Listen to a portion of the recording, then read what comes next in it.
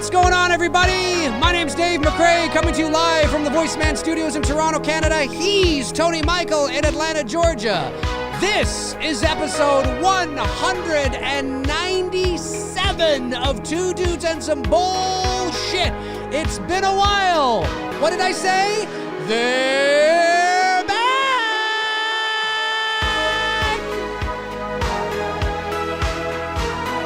Dave had to do a 8-ball before we get started. That's why he's got all that energy. I did, totally. Yeah, in the bathroom. Exactly. He went all Ozzy Osbourne. Right. Folks, it's good to see you. Episode 197 of McCrae Live of Two Dudes and Some Bullshit. It is, did I say the date? I don't know if I did, but here it is. If I didn't, it is Monday, March the 24th, 2025, 7:12 p.m. Eastern Standard Time. And it is good to see you all here right now. So I hope everybody is doing well. Tony, my man. That was a long pause. It's a long pause, right? 1 year. 1 year. Not that bad. Let me just make sure our levels are... you're good now. At the start there with the music going, but I forget sometimes with the music, it does drop your voice. But yeah, no, you're good now. I'm good now? Okay, I just want to make sure that I'm okay and that everybody's okay and we sound okay and the levels are all right. Tony, here we are. We're back. It is March... 1 year ago, not necessarily today, but 1 year ago, we did our last show, which was 196, and we're back. It's 197. How have you been? You have been busy. Your photography business. You're taking photos. You're living life. Yeah. You're traveling the world. No. But how? I'm photographing the universe, but you are photographing the universe, which is pretty darn cool. No, I'm not traveling the world now. So how have you been?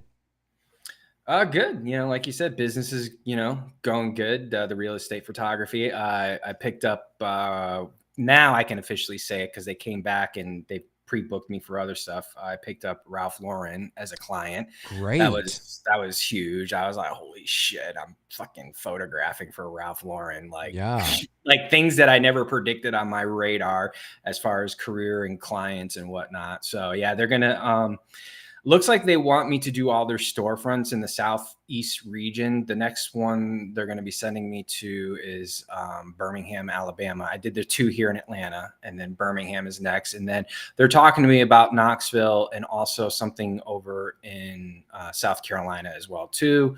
I'm not sure Florida. They haven't said anything for it, but those are the 2 other locations. So yeah, that was a really you're a creator. There's sometimes you in your career as a creator, you go through doubtful moments of like, man, am I good enough to do this shit? Right. And then I'm sitting there, doing Ralph Lauren's storefront. I'm like, shit, I'm good enough. I'm good enough for Ralph Lauren. You know what I mean? You have that kind of reassurance. For sure. Like the universe tends to kind of work itself out that way, especially whenever you go through any kind of doubt, and you start questioning yourself and you're just like, well, I'm good enough for that. Universe tends to. But in the real estate thing too. You follow me on there that from where it was to where it is now and how much that's grown, and still working at building that as well too, and picking up new clients, new real estate agents, and whatnot. So I've got an editor who works with me now. He takes care of a lot of stuff, and we've got a good relationship. So it's great to delegate that work to him while I can do other stuff within the business, and whatnot. So yeah, no, it's good. And then as far as general photography goes, like you and I were talking about that off air first, I really started picking up doing astrophotography and just photographing the nebulas, photographing galaxies. Did the lunar eclipse here recently. Actually, I got a post coming later tonight on some lunar eclipse pictures and nice. And yeah, that's astrophotography. We've talked about this on previous episodes. I'm a space geek. I love the universe and love talking space and getting into those kinds of conversations. Yeah, me too. Whatnot. And it was always my goal to just start photographing it and whatnot. But it's not, you just can't take a camera and point and shoot. You've got to learn stuff. You got to learn how to stack images, how long to be stacking images to create a really cool photo, whatever it is you're photographing. Because the Earth is moving, so you got to move with the object. And the Earth, Tony, is not flat, correct? Well, I mean, I've taken pictures of planets that are round and oval shaped and whatnot. So one of my favorite memes is the meme that shows our solar system all right, yeah, in a row, and then the Earth is flat, and it just everything says, else "Well, is round and well, this is awkward." Yeah, like what the hell? Yeah, no, everything else in the universe is sphere, but we're completely flat. Yeah, I love that shit, man, and I love photographing it now and learning how to photograph. And it's trial by error. It really is. It's just such a different kind of photography. You got to have a lot of patience with it. You're never going to nail it. That's I think, to me, that's the exciting part, is that you can't go in there overly confident. Like my general photography, whether it's cityscapes and country and stuff, like I kind of already pre-edit those pictures in my head. I know what those are going to look like. Astrophotography, because there's so many variables, like, especially like during the lunar eclipse, I stayed up all night for that. And by the time it got to totality, fucking clouds started to come over. Yeah, and I was just like, are you kidding me? Like, thankfully I had enough great shots, of the eclipse that it didn't really matter.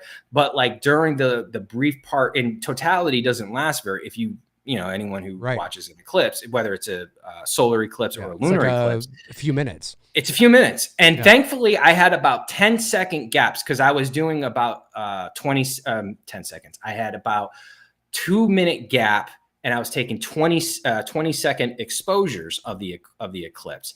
And I had this very, very small window of where I could finally get, some, great shots of the totality. But that's the one struggle with astrophotography, is that 1 second you've got everything going and it's going great and you're getting great pictures. The next minute, fucking clouds are coming over, and you got to cut your time short of what you wanted to do and, restart over the following night. And whatnot. And that was another, learning curve of learning how to align my telescope with, true north, so that I can always, go back to the position that I was in the previous night and pick up from where I left off when those situations happen where clouds, come into play and whatnot. But it's so worth, like you said, you've seen some of the pictures. Oh yeah. It's like when you get the results, you're like, fantastic. Wow. Yeah. And the crazy thing is, man, it's like, just, I'm sitting there sometimes thinking like, all this shit is out there. You know what I mean? Like, it's just like, and like, sometimes we don't appreciate it. You know what I mean? Like we take it for granted, but like, that's what I love about, how far we've even advanced with space travel and where we're going with space travel. I mean, think about it in our lifetime, dude, just not our parents' lifetime, but our lifetime. I mean, we've seen shuttles, orbit the Earth. Now we're seeing fucking rockets being caught. You know what I mean? It's all fake, fake, or CGI, coming back down and landing on a fake, platform. I mean, it's insane, that we've advanced to that far to catch rockets, to catch boosters, for boosters to come back down and land on platforms. It is. Look, and just to think, like, when we're dead and gone, a couple hundred years from now, how much further they're going to, be with the technology and what they can do. I'm envious of those people. Yeah, same. And no, I agree. I have a huge fascination with space and the final frontier, so to speak. Yeah.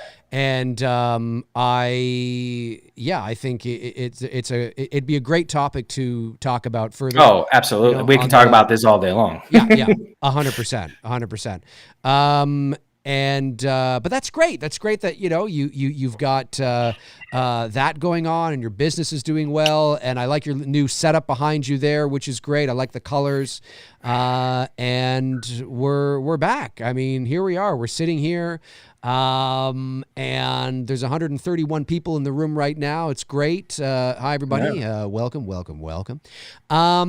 Have you had time to watch any movies lately? Have you seen any movies, any good horror movies? Well, recently? The only thing me and Christina watched that's new would be Nosferatu. I saw that back in January, finally.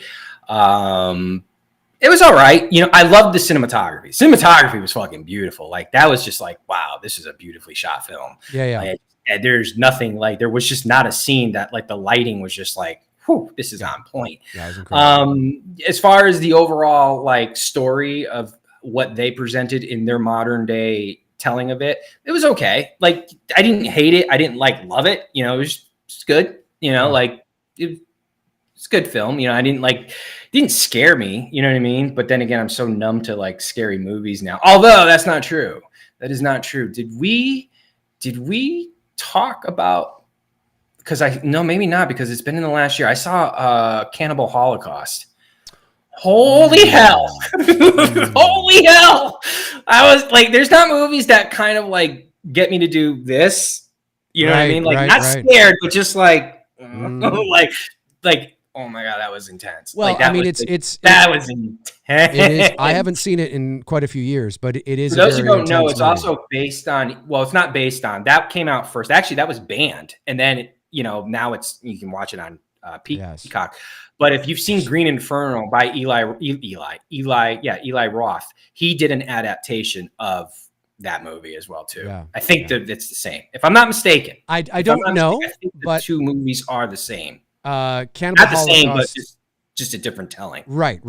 Yeah. No, look, it's a very graphic and graphic ain't even like, dude, yeah. I know. It, like I said, there's not many movies that get me to do. Oof. You know, it was that made me do oof a few times. Well, and it's found footage, right? It's sort of a like that kind of back and forth. Yeah. And it's often considered one of the first movies to kind of do that, which is interesting too. So yeah, it was kind of the beginning of found footage. Like, you could say it's the grandfather of found footage, because it was a combination of both, of like an actual movie mixed in with found footage. Right. Yeah. No, look, I saw Nosferatu as well. I went to the theater to see it, and I really enjoyed it. The only thing I'll say about like, I like Robert Eggers as a director. I like that he's basically an auteur, and I like his style and his sensibilities, and I like his telling of the, Count Orlok a la Dracula, story. And all I'll say is, if I had any criticisms for it, I agree with you that the cinematography is just brilliant, absolutely fantastic. I will say that maybe it's a smidgy too long. Just a smidgy. That's what I was going to say. Like, I felt like there were some scenes that were drawn out that they could have probably cut. And then there was some storytelling that they could have probably told a little, like, he's, for me, he's always going to be Beast in the X-Men movies, the early years, First Class. Nicholas Hoult, is that his name? The actor? Yeah. His character, he has like the guy that I guess he works for in that whatever, who sends him off to Orlok, whatever his name is. You know the guy that I'm talking about, who the very next scene you see him, he's having a mental breakdown and going nuts. I thought, like, we went from the guy seemed very well polished, to all of a sudden he's Looney Tunes. You know what I mean? Like, what happened? Like, what transpired from A to B? So I felt like there was some story arc that they could have done to get him to, to tell us, like, what happened, why is he going off, the deep end here. And then, like you said, there were some scenes I thought, like, all right, this is kind of dragging. You can kind of cut it out. And that's really, like, that's probably it for criticism. The only other thing I would say is that there wasn't anything new. Not that there had to be, but I would just say that it was absolutely, in the purest form of what I'm about to say, absolutely it was essentially a beat for beat modern remake. So it wasn't a reimagining. It wasn't a, telling the same story, but a reimagining of it and using the foundation. No, it just was so if you are familiar with the Dracula story, or certainly the Count Orlok, if you are really familiar with that, then there wouldn't be anything in Nosferatu that would surprise you, that would make you go, ooh. Well, other than his look, right? Sure. I mean, sure. Yeah. Sure. Yep. Which I thought was fantastic. And Bill Skarsgård is unrecognizable. I mean, he looked fantastic. He sounded good. And I like that. No, I was going to say, I like that he didn't try to, you don't want to try to match what they did in the original because you're never going to get that. You know what I mean? Like and I've said this many times with regards to old horror movies from the 20s, you know, some of the makeup that they did still holds up. Like, you know, like they could do the best CGI and it doesn't even come close. Like, and that, not the original Nosferatu is one, like the makeup they did on him, phenomenal. Lon Chaney and Phantom, the original Phantom, not, you know, like, you know, like his makeup on that, amazing. You know, like they really, for the time, they did some phenomenal work on these characters, which is why I think they still hold up. But I agree. I like that Skarsgård didn't go down that road because he could have, right? He could have. Just... Well, sure. And also, people were bitching and moaning about his look. Not everybody, but some people were. And I loved it. I loved the stash and all of it because he looks like Vlad the Impaler. He looks like what those people looked like at that time. And Vlad the Impaler is the, you know, the inception, the influence, you know, potentially the Dracula. And so I thought that's, as soon as I saw him, and his face and the stash and everything, I instantly thought of Vlad the Impaler. Instantaneously, that's what I thought of. And it was, I don't know if that's what Eggers was going for specifically, or if it was subconscious, or I'm sure it was intentional. And when I looked at it, and I loved it. I thought it was great. I thought, now, it didn't bother me. I thought he was great. I thought the movie was really good. A tad too long, and no new surprises. But overall, I mean, if that's all I got, you know, it's a tad too long and no surprise. You know, you're doing pretty good. You know, you're doing pretty good. And so, yeah, and the cinematography was great. Have you seen Wolfman? That just came out in January. I haven't seen Wolfman. I haven't even seen Terrifier 3. Neither have I. I haven't seen Terrifier 3 either. I'm slacking in so much right now. It's not even funny. That's all right. It's the year 2025, Tony, just so you know. It's 2025, March the 24th. No, it's just, you know, being focused on my business. Of course. I understand. Yeah, totally. Undertaking, you know, this new thing with my photography and astrophotography. There's a lot I've been doing to, you know, just haven't really had the chance to just sit down and be like, okay, I'm going to watch this. Well, there's still shit. I didn't even know about the news that you just told me about. I thought the Crystal Lake thing was done. Like, I didn't think they were doing it anymore. Well, that news just dropped like a few hours ago. So that's so I didn't even know that. You know what I mean? Like, I'm just so I feel like I'm like out of the loop on just everything right now. Right. Yeah, I did see Wolfman, directed by Lee Winnell, who did The Invisible Man and Upgrade, and he also did Insidious Chapter 3, which was way better than it had any right to be. And it was probably because it was Lee Winnell, who worked very closely with obviously James Wan and his right-hand man, and they were friends and obviously fellow filmmakers responsible for the Saw franchise as well. Lee Winnell was in the first Saw, trapped in the basement. And so I think Wolfman gets I don't understand the criticism. I think it gets absolutely lambasted for no reason. People calling it a dumpster fire and terrible. I think they're just completely out to lunch and have lost their minds. I think Wolfman is a really good film, way better than it gets credit for. And I won't spoil anything. I'll just say that I think maybe, and you'd appreciate this because obviously you know the history of these characters. I think, and I understand that for some people this might be playing the semantics game, perhaps, because these two terms are often used interchangeably. But this is Wolf-man, not werewolf.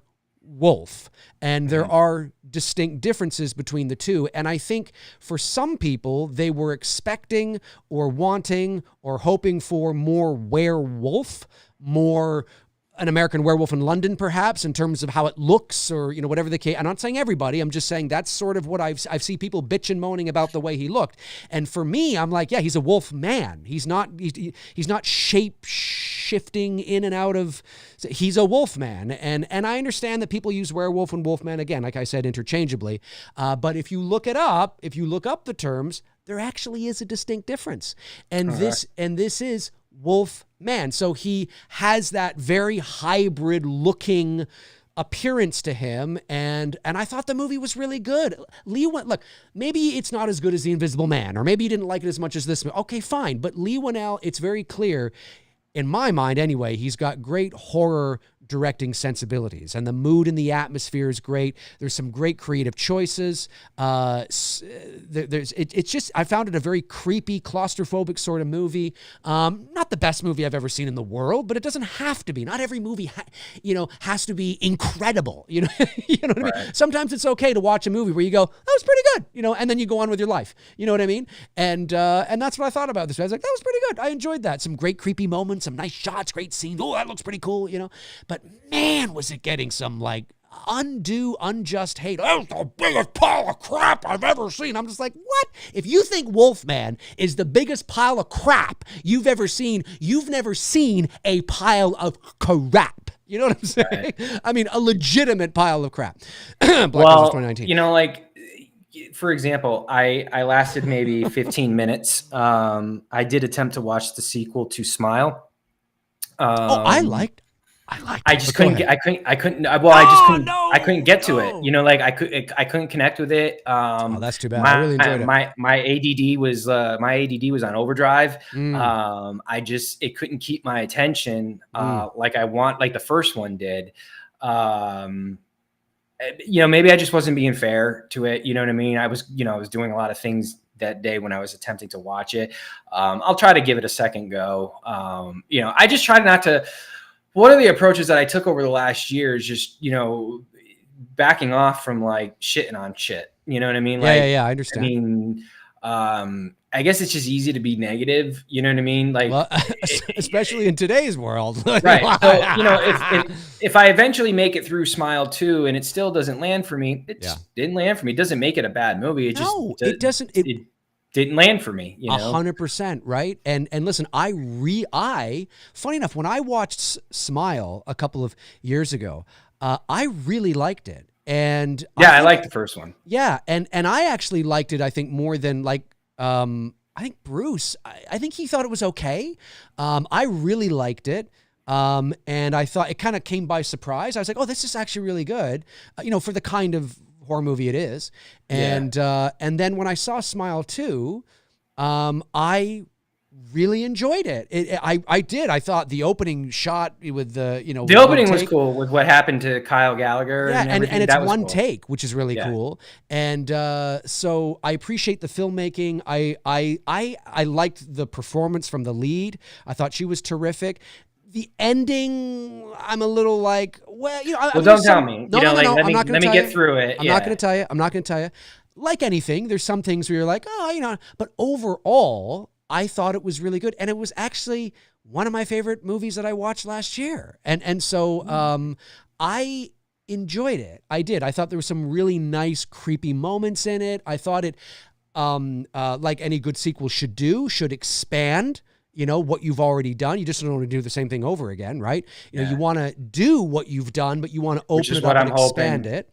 Which is what I'm hoping they do with They Follow. How much how much I love It Follow. You know what I mean?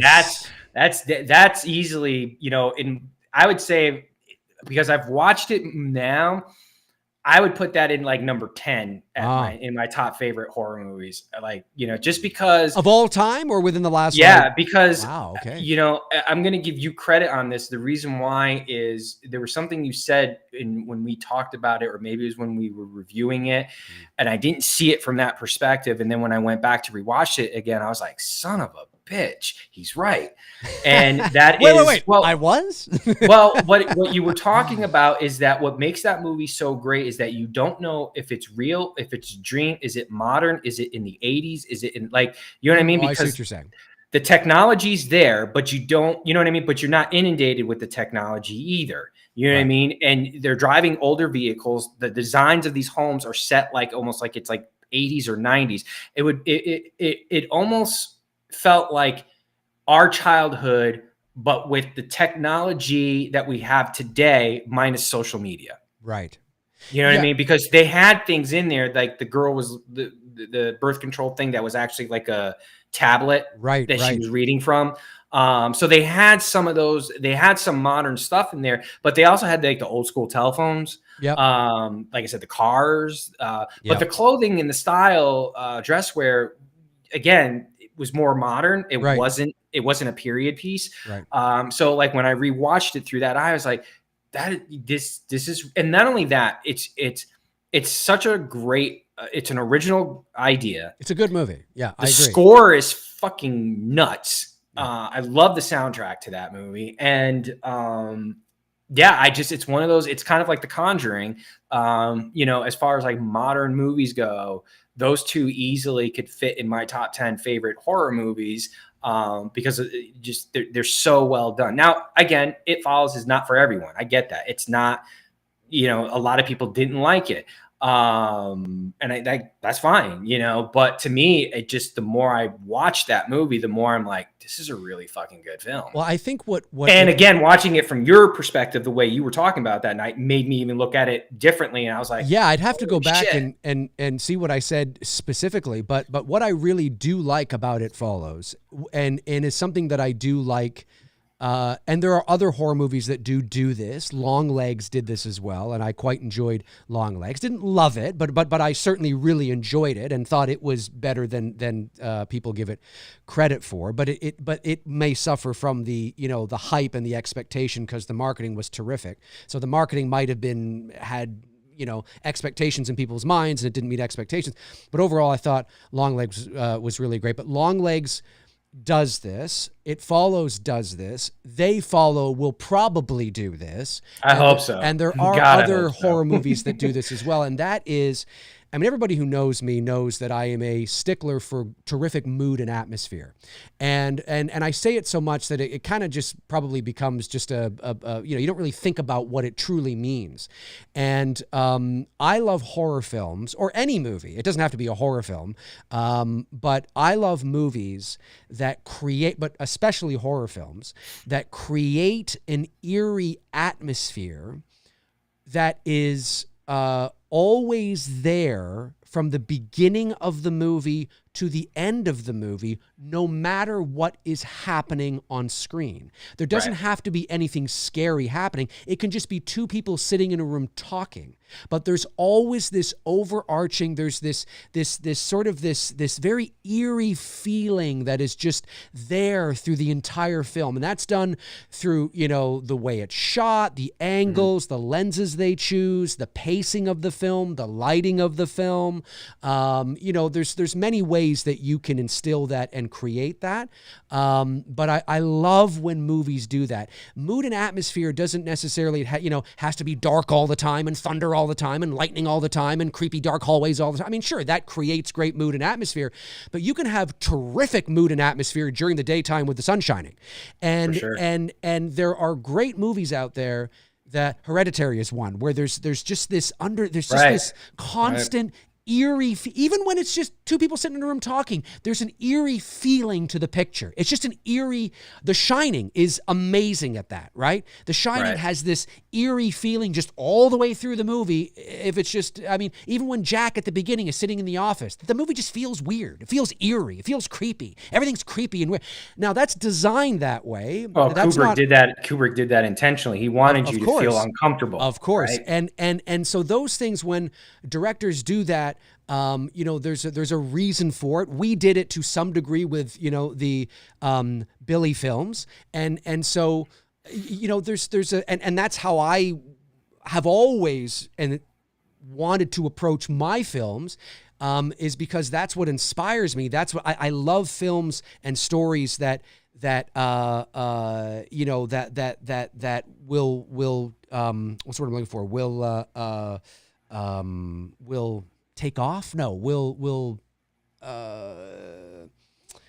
I'm trying to think of, there's two words I'm trying to think of, and I can't think of those words. Anyways, I love movies that do that. We'll just say that. It's not quite as romantic as the way I wanted to say it, but I love movies that do that, stories that do that understand its universe, and build the universe as an eerie place to be. So it's not just the things that happen in the space that creates mood and atmosphere, the universe and the world you're living in and watching the story unfold. There's this feeling, this eerie feeling that's just always there, even when nothing's really happening. It just could be a girl sitting in a classroom doing homework, and it feels eerie. There's just, and that's done with lighting and camera angles, and maybe it's a slow tracking shot, as you're moving, left to right, and there's a bit of sunlight coming through in the background, and a bit of the dust in the sunlight. We're just moving along, and that takes time to craft those shots and craft that atmosphere, but it's all part. It becomes a character in the story, in the movie. And I love when films do that. You don't have to do that. Not every horror movie does that. And that doesn't mean that I'm not saying that if you don't do that, it's not a good movie. Not at all. I'm just saying that when filmmakers do that and want to make their universe a character and their universe feel eerie as well, I really appreciate when it's done very well. And Longlegs did that really well. And I haven't seen that yet. Yeah, I think you'd enjoy it. And It Follows did that very well. As well. Those are two examples of ones that do that, and hopefully They Follow will do that as well. Yeah. Well, what did I see last year that I was disappointed in that I was excited for? Maxine. I was really disappointed in that only because going into it, I knew that they were going to tie in the Night Stalker story. And they really didn't. I was expecting a little bit more of that being kind of an undertone. And when you look at X, and then when you look at Pearl, and then when you look at the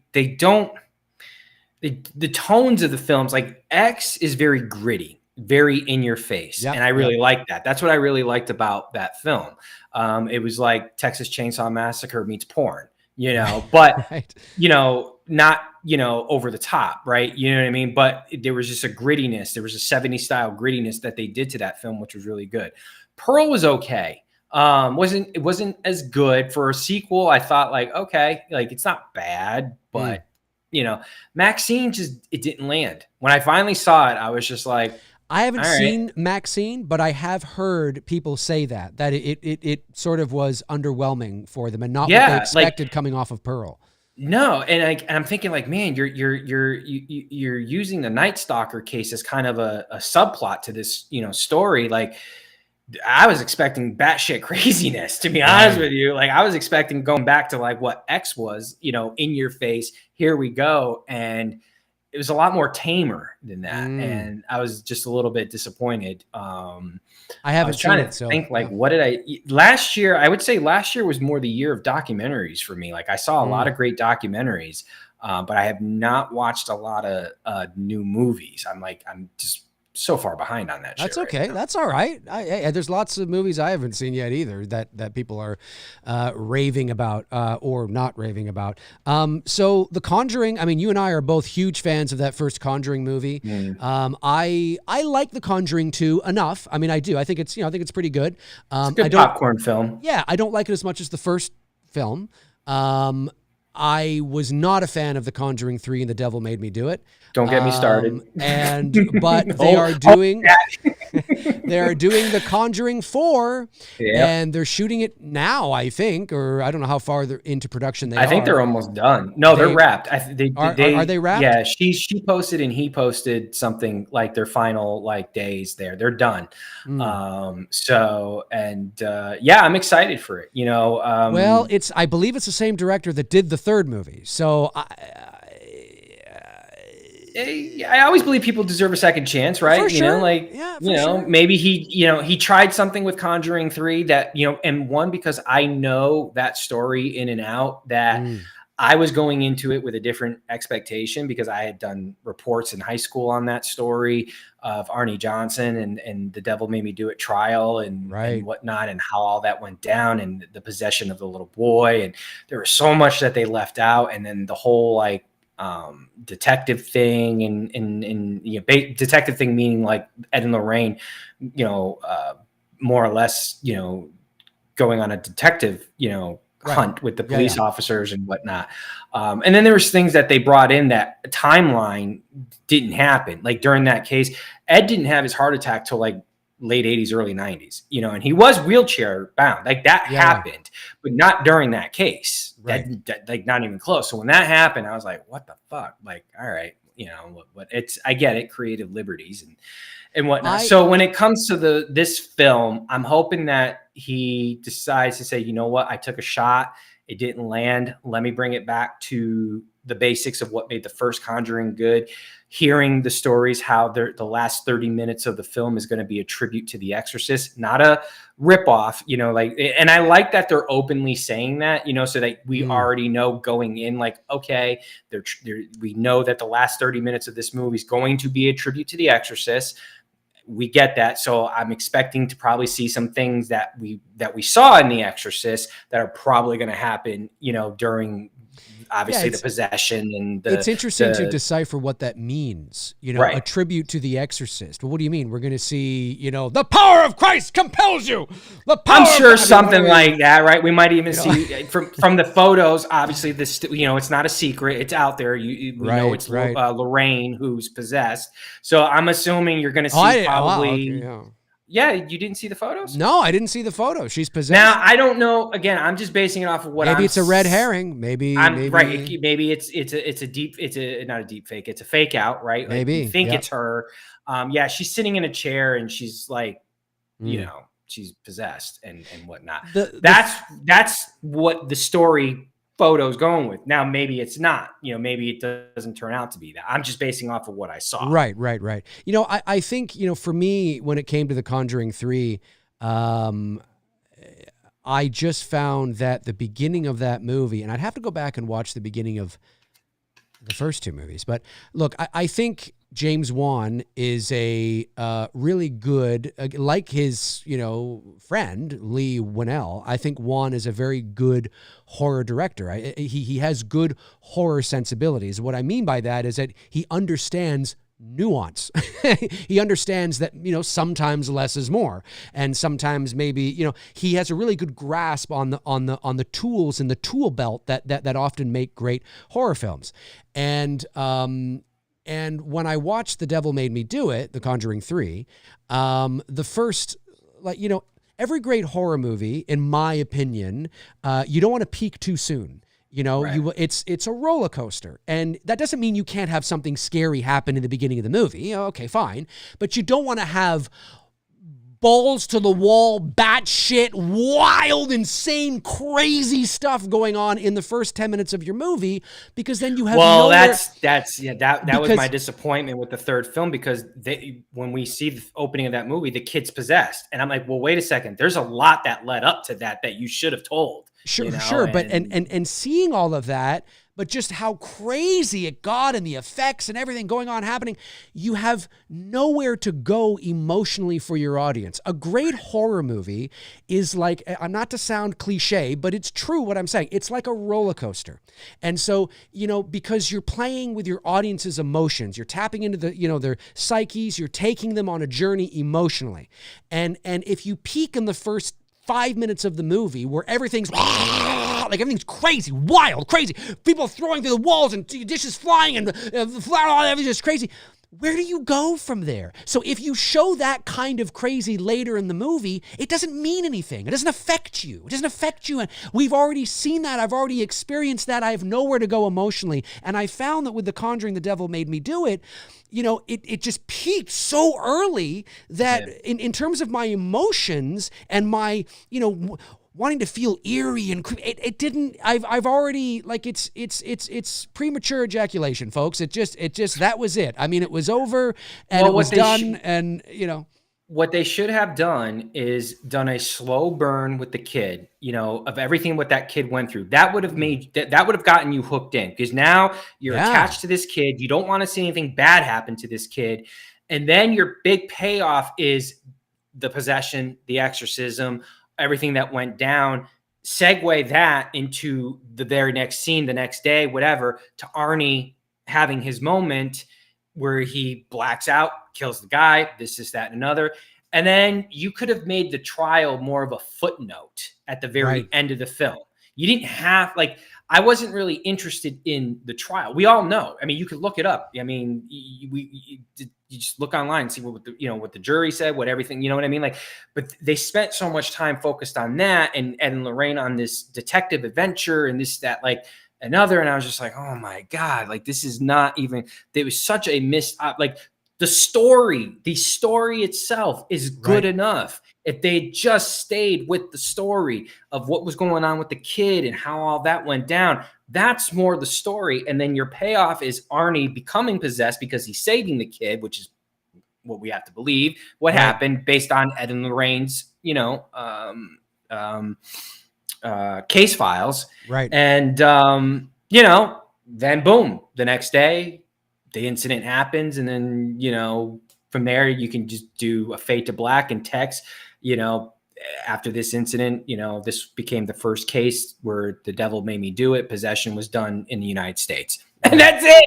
Right. That's all you needed. You didn't need a 2-hour, what was it? Like almost, I felt like 2 hours. It was a long film. It was a long film. And look, oh my God. Like every horror movie that doesn't resonate with me, I do find redeeming qualities. Like that's a great shot, or that's a great moment, or I really like this sequence.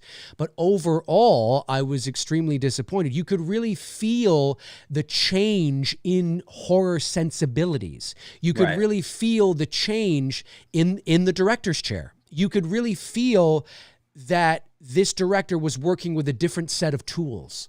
Yep. And maybe a different set of understanding of those tools.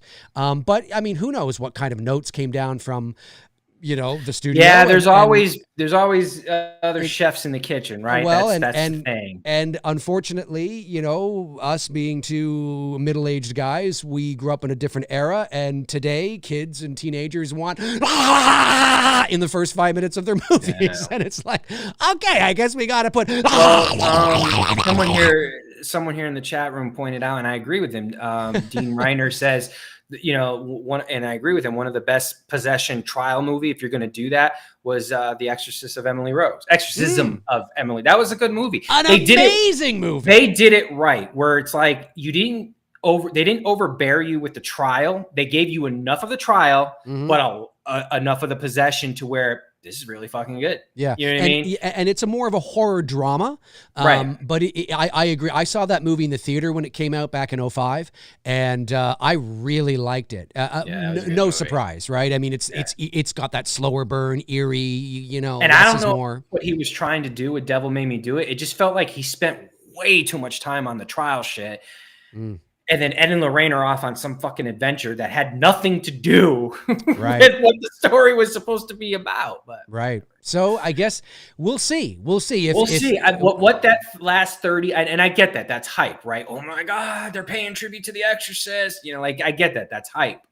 And at least my mind going into it knows that, okay, they're fully disclosing this to us. So we know now. So if it's Lorraine or if it's somebody else, if they're levitating like this and if their head's spinning around, then like, okay, I know what they're doing. They warned us about this, and maybe that's the way they feel that they want. And it just also depends on the case too. I haven't read up on which case they're doing. So again, don't drift away too far from your case, because if you just stay on the case alone, the cases are creepy enough as is. Yeah. You know what I mean? Like, it's like if someone took your story, Port Robinson Road. Thank you. Right. If someone took that story and then all of a sudden they added in some fucking detective case that has nothing to do with your story. You know what I mean? Like, just because like we need a detective case in here because that's just what a horror movie needs. Yeah, we need the army. We need the military. It has nothing to do with it, but this is what we're gonna do. We need to shoot the house with tanks. That's what we need to do. Exactly. Just blow it up like Jason Voorhees in Friday Night.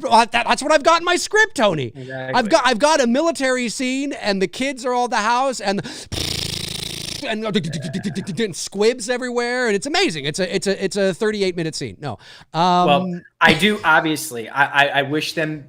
Obviously, I want them to succeed. I want the movie to end on a high note. I want us to all walk out of there saying, "Okay, it's not like the first one, but you know what? It ended solid."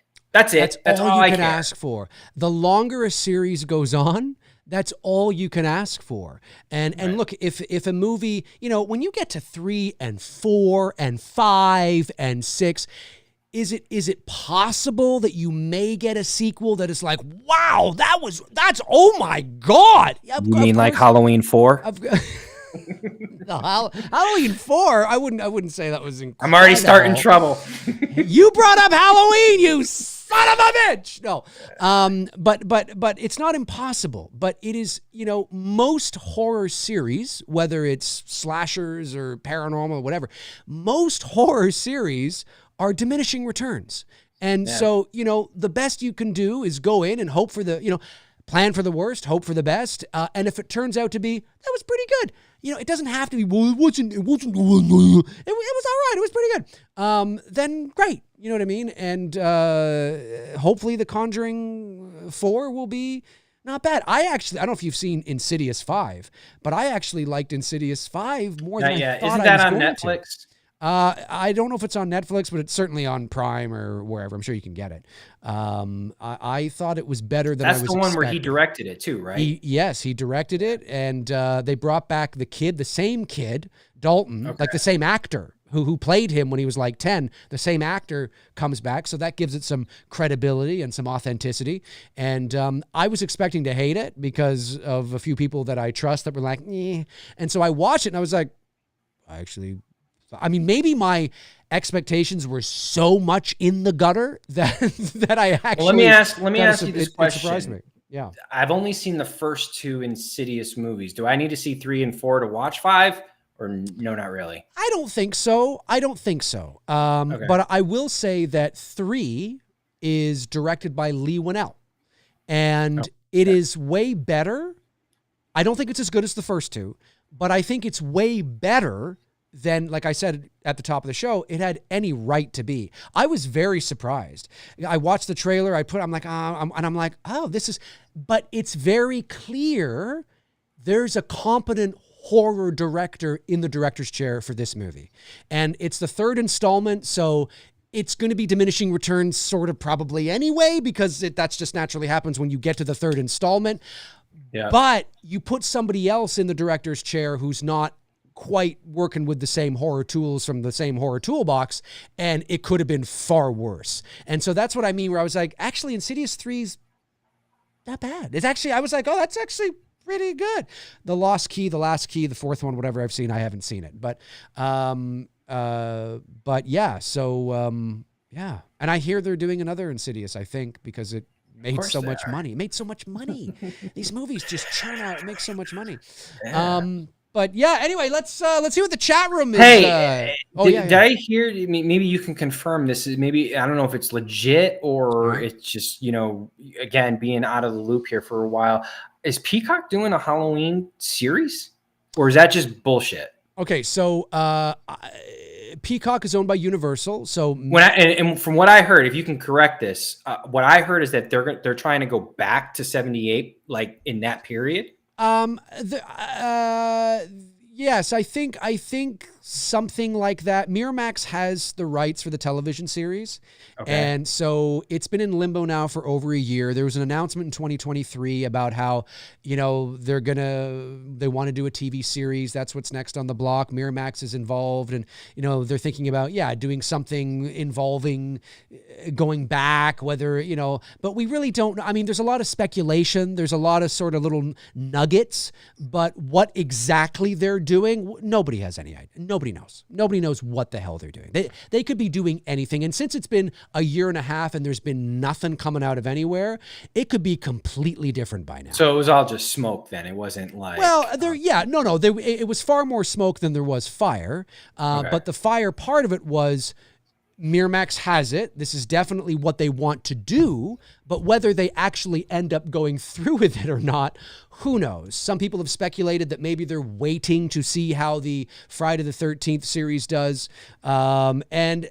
Maybe, perhaps, but if you have a good idea, generally you want to strike while the iron is hot. Producers don't usually, you're not going to just sit and while, because you don't know what the hell's going on, with that either. And so now will the Peacock Friday the 13th series become a thing before the Halloween one? Yes. So naturally the producers will be able to look at the Peacock series as sort of a litmus test and see kind of, how that goes. But whether, I don't necessarily. Okay, so it's a legit thing, yes. But because sometimes you see shit on social media, you're like, you know what I mean? Like, is this for real? Yeah. Because you don't know if it's real or not real. Like, there's been one thing that I've seen pop up for a while, which is bullshit, where Rob Zombie was directing A Nightmare on Elm Street and DJ Oh, Qualls yeah. was No, supposed to play Freddy. That's right. Like, that's what I mean. Like, sometimes you don't know what's real and what isn't. So that's why there's a lot of things that I wanted to ask you about before we start going to the question, just to kind of run through real quick. So that answers my question about Halloween. Yes. Robert said he wanted to play Freddy again. Is that for real too? Or is that more just like... No, Robert Englund is nearly 80 years old. And I know. Yes. And he has consistently said on a regular basis that he is too old to play Freddy. And he's got arthritis, and obviously he's, he's got a bit of... So that was bullshit. Yeah. Look, he may have said something like, but he has consistently said for almost 10 years now, I'm too old. And so, no. You never know what might happen. You never know. Right. But I personally agree with him. I think he's too old. And so to play a Freddy that look at his thing on the Goldbergs in 2018. That was a little... I know. That was kind of cringy and awkward. And that was 2018. So, right. No, he's not playing. And let's see here. I do know they finished I Know What You Did Last Summer, right? And it's Your Girl's back, and Freddie Prinze is in there as well too, right? They are. Yes, they are. Okay. Yeah. All right. That's going to be interesting. And then I heard the Jiffy Pop popcorn is returning to Scream 7, the one that Drew Barrymore was popping at the beginning of the film. Drew Barrymore is coming back. Everybody's coming back that I'm like, how, like... When I heard Roman was coming back, I'm like, all right, what the hell? The dude was shot in the head. I know. I know. It's like I was saying to my buddy at Starbucks, Colin, we were talking about this not too long ago. And I was telling him, like, I can suspend my disbelief about Stu. Okay. The TV falling on his head. I can go, okay, he survived that. I'm really putting it out there. He's deformed, whatever, whatnot. But Roman... Dude got a headshot. Yeah, I think JFK'd. You know what I mean? Like, there's no coming back on that. I think it's one of two things. It may be one of a few things, but I think it's one of two things. These old cast members are coming back for something that, I don't think they're doing it, although I just don't believe they would do it without us knowing they're doing it. Some people completely disagree with me on that, but I don't think they're doing it. Is a new nightmare style. That's what we were saying. That's what me and my buddy were saying. We were saying it's probably going to be like a new nightmare. But I don't think it will be, because I'm not saying that you couldn't do that with Scream. I just don't feel that they're going to do that with Scream 7. I think, ironically, it would piss more people off than it would please if you go to the movie theater and you suddenly are surprised that everybody's playing fictionalized versions of themselves. Now, maybe the movie's really good. I don't know. I just a gut feeling I have that keeps telling me that's not what they're doing. I think now if Roman is in a flashback, I think it's that, a flashback. I would be cool with. It's a flashback. I am hoping that Stu is the killer. I mean, I really am. I mean, that's the payoff that I think Scream fans would want. If he is back, like back. Right? Back. And let's be honest. I've said this, on my own show. Scream fans don't want Stu. I mean, listen, you'll take what you can get. Beggars can't be choosers. But with people who've been pining, I mean, they're nearly like the Release the Snyder Cut group. Stu, come on, we need Stu back. What you want him back, not back in some sort of 38-second flashback that goes back to 1995 and Sydney's mom's funeral or something. That's not what you want. I want his head fucked up from the TV falling on his head, and he's back for revenge. And let's go. And I was just going to say, so if that's what you want him back as a killer, right? Right. And doesn't that kind of ruin the movie on that? I think he should have been left dead. That's me. But they are bringing him back, and they're bringing everybody back, and Dewey is back, and it's like, okay. That I don't understand, man. He was gutted like a fish. I know. Intestines were on the floor. Flashbacks, de-aging, deep fake maybe. It's flashback. Stewie in a flashback, Roman in a flashback. Okay, I can, but like present day, no. Like, I mean, no, I agree. Now, unless they're going to retcon 5 and 6, which is, I mean, I'm not saying it's not possible, and they're going to No. pick up from where 4 left off, because I think Hayden is in No, this they're as not well, going to too. retcon anything. I don't know if Hayden's back. No, I have no. Although, wait a little bit. You never know. Maybe tomorrow they'll announce it. No, I don't think they're doing a new Nightmare thing. That doesn't mean that Scream will never do it, but I don't think Scream 7 is that. I think they are back, and I think it is, especially with people who have absolutely been killed like Roman, you will see him in some sort of flashback, and Stu is likely back. I don't understand why you would bring him. I think it's pointless to bring him back in a flashback. Why? Why go through all that trouble? Why go through all that, and I'm a little disappointed that they announced it. Yeah, that would have been a nice, like, oh shit, like if no one knew, right? Right? Imagine you're going through this whole movie, and then at the end when he takes off the Ghostface mask, imagine how powerful that would be. And you're like, holy fuck. And it's and imagine this. Because I've been saying this, this. I've been saying this for Scream 5 and 6. I've wanted them to do it with both movies. They haven't. I like Scream 5 and 6 enough. It's fine, but they're just Scream movies. I mean, and every Scream movie ends the same. There's the Scooby-Doo moment where the mask comes off and everybody's, and he takes like 10 minutes to tell you why he's so evil. And that's fine because every movie's a whodunit. But I have been pining for Scream to take a little bit of a risk, and maybe instead of telling one story over one movie, you tell one story over 2 movies, and that gives you the opportunity to end on a cliffhanger where you possibly don't know who the killer is. That's one option. I mean, imagine if Scream 5 ended on a cliffhanger and he's just there and he wipes the blood from the mask and Sarah or not Sarah, is it Sarah? No, Sam and Tara, are there and they're beaten and they're bruised and you're like, oh my God, there's only 30 seconds left of the movie. What's going to happen? It cuts to black and you're like, oh my God, we don't even know who Ghostface is. You'd be pining for 2 years. Scream fans around the world would be pining for 2. They'd be figuring, they'd podcast what's going on. Who is? Oh my God. Oh my God. It's free marketing for this thing. Now imagine option 2. Okay, maybe you do know who it is, but you still end on a cliffhanger, and that cliffhanger is Stu, and the mask comes up. But imagine if you didn't know Matthew Lillard was going to be in the movie. You see, now you know he's going to be there somewhere. As soon as the movie begins, you're going to be looking for him. I wonder when he's going to be there. That was the one disappointing thing. Man. If it is Stu, if we're getting full on Stu in this movie, I would have preferred that they had kept it a secret and like you said, the big reveal at the end when he takes off the mask and just seeing, Nev Campbell play off of that, the shot of like, holy shit. And then you cut to black and you roll credits and you're like, a Scream movie's never ended like this. A Scream movie ends with revealing that Stu is the killer. You never knew he was even in the movie, and you end on a cliffhanger. Scream fans would be losing their fucking minds. You know what I mean? I mean, that's how it should have been done. Now, you could still do that, but it wouldn't be as impactful because Stu's in the movie. But oh my God, that would have been amazing. No, we can't do that because Yes, you can. I'm telling you, listen to me, God damn it. He's in this town. I'm telling you, he's in this town. He's here to kill that little girl and anybody who gets in his way.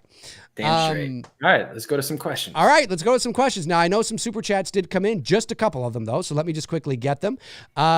Cody Snyder, Cody also gifted 5 memberships as well. Thank you, Cody. I really appreciate that. Cody says, the boys are back in town. Welcome back, dudes. Thank you, Cody. Josh McKenna says, yeah, 2 dudes is back. So excited. Thank you, Josh. Warren Armour sends in $1.50. Thank you, Warren. And Cody Snyder gifted those 5 memberships. And then Josh McKenna sends in $9.99 and just says, I forgot to mention on the underrated horror show, I love What Lies Beneath. Oh, yeah, What Lies Beneath is amazing. Movie. Amazing film.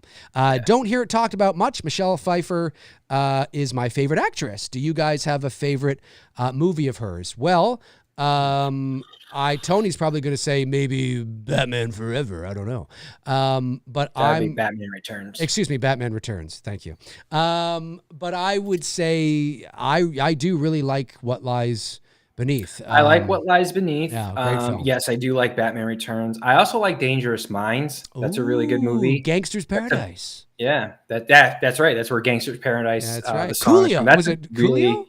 Yeah, no. Coolio. Yeah, he's dead now, right? Yeah, he did. Yeah, he died. He died. Not that that's funny. I'm trying to think of what other Michelle Pfeiffer movies that I've seen. Yeah. I feel like I'm drawing a blank, and there's a lot of movies I've seen of hers that I'm just not Same. There's a remembering lot. the I've seen her in a titles. lot of stuff. But Dangerous Minds is a really good one. That is a good movie. 94, I think that was. Yeah. Yeah. Lee Bauer sends in a member chat and just says, the gang is back. Heck yeah. Hey, Dave, my hoodie arrived. Looks amazing. Thank you. Oh, great. Awesome. Thank you for letting me know, Lee. I'm glad the It's Me Billy Chapter 2 hoodie arrived. Okay. I was confused when you said hoodie. I'm like, hoodie. No, I because we're sending out all the perks now. I gotcha. Yeah, I have sent out all the T-shirts. Oh, Scarface. Yeah. Oh, yeah. Scarface. Yeah.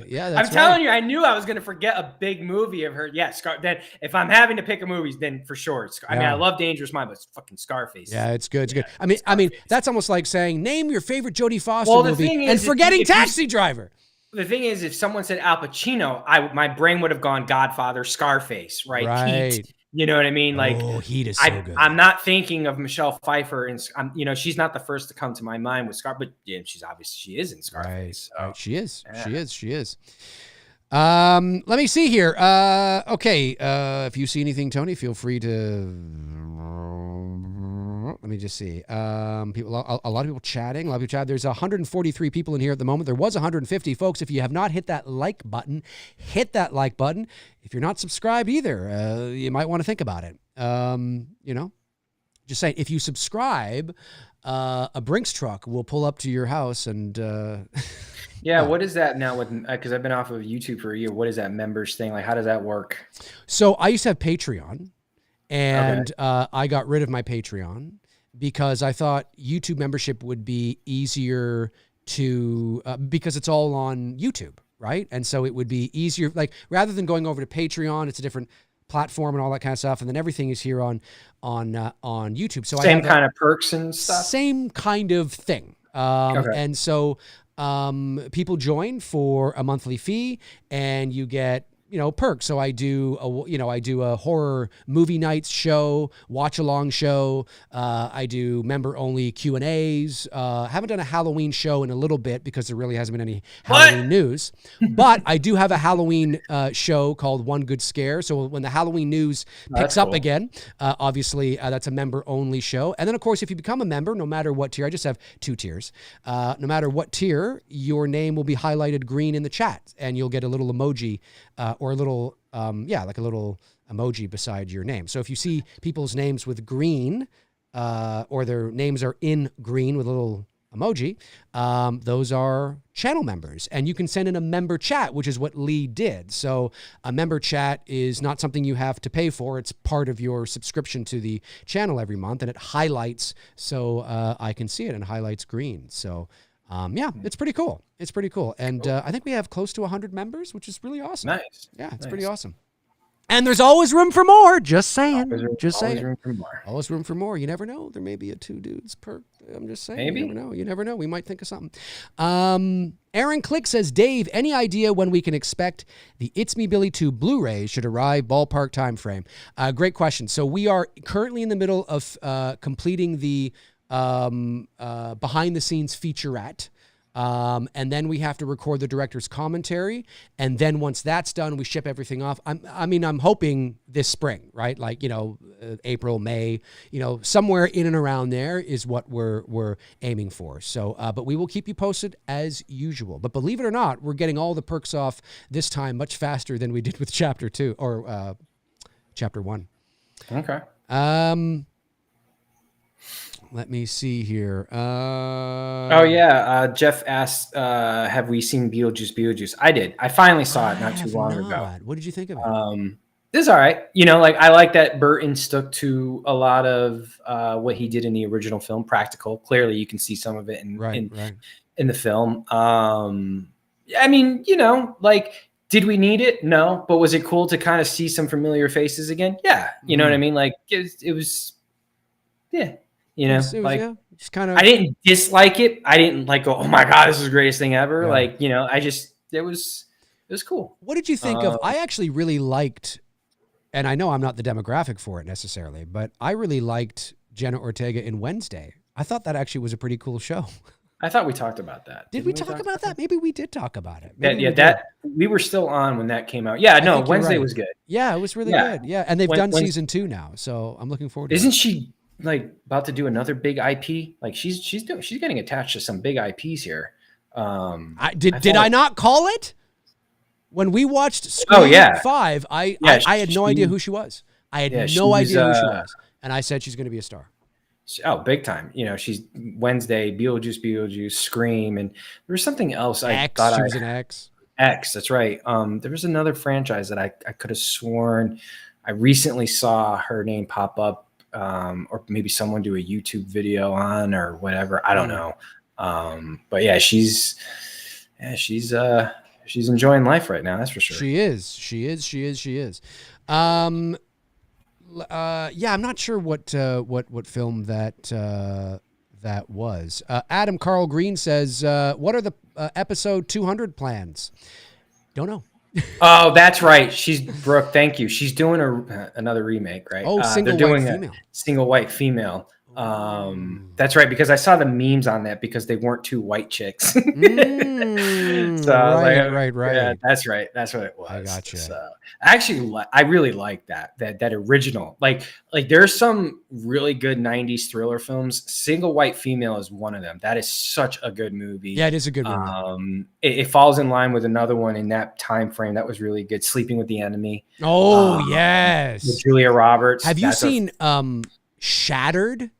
I don't think I've seen Shattered. Maybe I have seen Shattered. Sleeping with the Enemy is great. Shattered has what's his face? Bob Hoskins, Who Framed Roger Rabbit. I may have seen. And he plays like this quirky detective. What's his face is in it? He was like a hot stud back then. Hang on, Shattered. It's 1991. It stars Tom Berenger. Okay. Bob Hoskins. Really, really good movie. Terrific twist. I'm just saying, it's like, wow. I mean, maybe it's a little dated now because it's 1991. I don't know. But when I was watching it as a 12-year-old or 10, 11, 12. The early 90s, man, those thrillers, like I said, Single White Female is great. Sleeping with the Enemy is another great one. Hand That Rocks the Cradle. That's my favorite. From the thriller era of the early 90s, The Hand That Rocks the Cradle with Rebecca De Mornay. Is that how you say your name? Something like, yeah. That is really fucking good. That is a great movie. Yes, it is. It is. I thought they were going to remake that too. I heard. Leave that one alone. You just leave it alone, man. Like that is just you're never gonna. That's why, I guess you could get away with, if they were going to do a remake of Single White Female, just don't even call it that. Like if you use the kind of similar to what Tom Hanks and Meg Ryan did with You Got Mail. They took inspiration from the Jimmy Stewart movie, the Little Shop on the Corner, which I think is a Christmas movie. Mm-hmm. It's a Christmas movie that came out in the 50s, I think, if I'm not mistaken. So they took ideas from that, but they spun it into their own film. I mean, if you're going to do that, don't remake Single White Female. Just take the idea of Single White Female and spin it into something new. And that's true. Yeah. No, I agree. No, I actually like that movie. You Got Mail. I thought it was kind of cute. And Single White Female is fantastic. I also like the movie. Even Silence. I put Silence in the thriller horror. Silence of the Lambs, you mean? Yes. Yeah. Silence of the Lambs. Yeah. And it's in that category of that early 90s thriller horror genre. Yep. That early 90s run, man. There was a lot. I didn't appreciate it at the time because we were kids. Right. You know what I mean? Like I wanted my Jason, Michael Myers, Freddy. Of course. Yeah. And whatnot. Now that I'm older, and I did watch those movies, and as I've aged, now that I'm older, I really love those films. Basic Instinct. Basic Instinct, and Ryan Oshlos here says that, and Disclosure's great. Demi Moore, right? Yes, Demi Moore, Michael Douglas. Even the late 90s with The Game and A Perfect Murder. Yeah, Perfect Murder. That's a really good movie. That's Gwyneth with Paltrow. Richard Gere, right? No, that's Michael Douglas and Gwyneth Paltrow.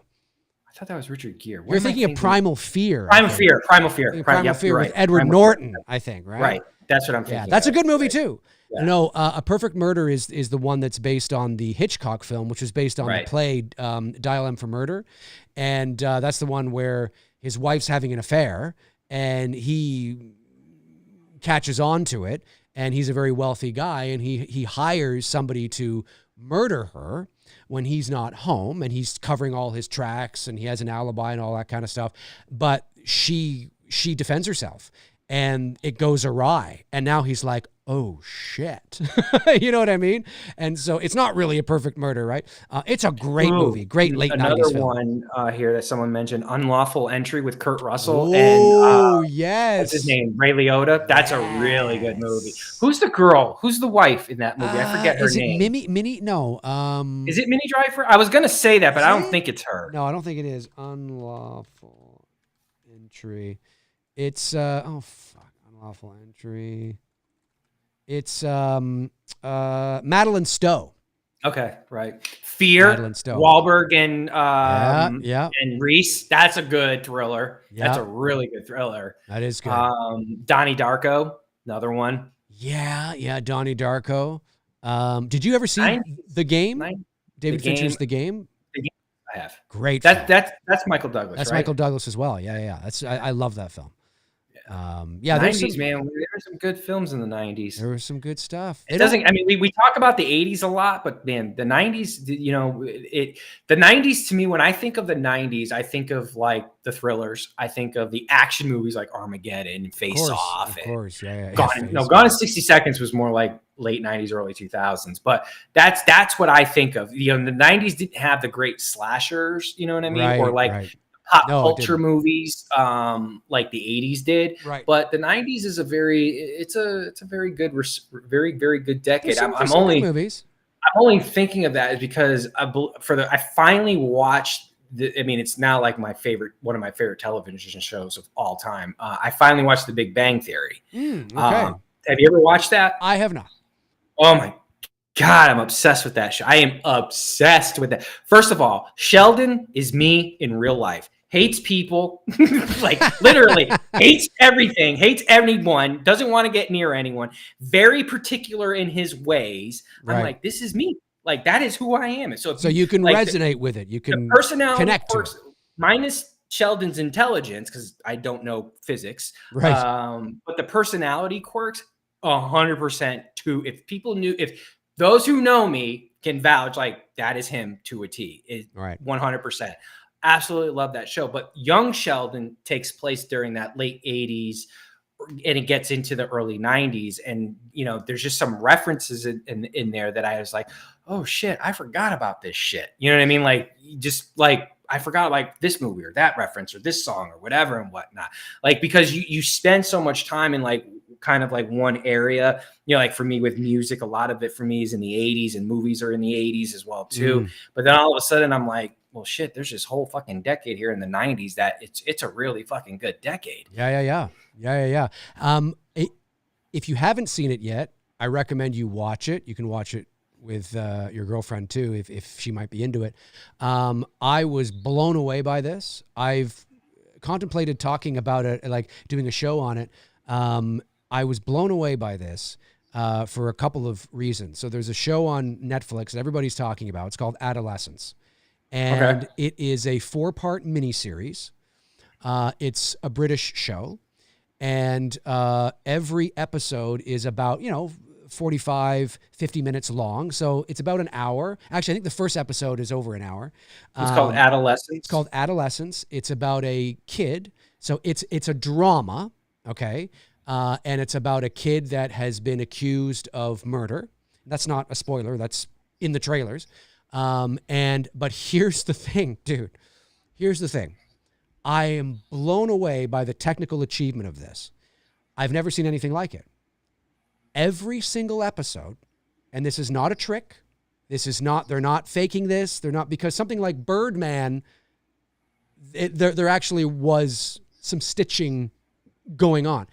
Every single episode is literally one take, one shot. Like it's a continuous take. It's a continuous oneer. And they're going in and they're going inside and outside and driving and driving. 17, right?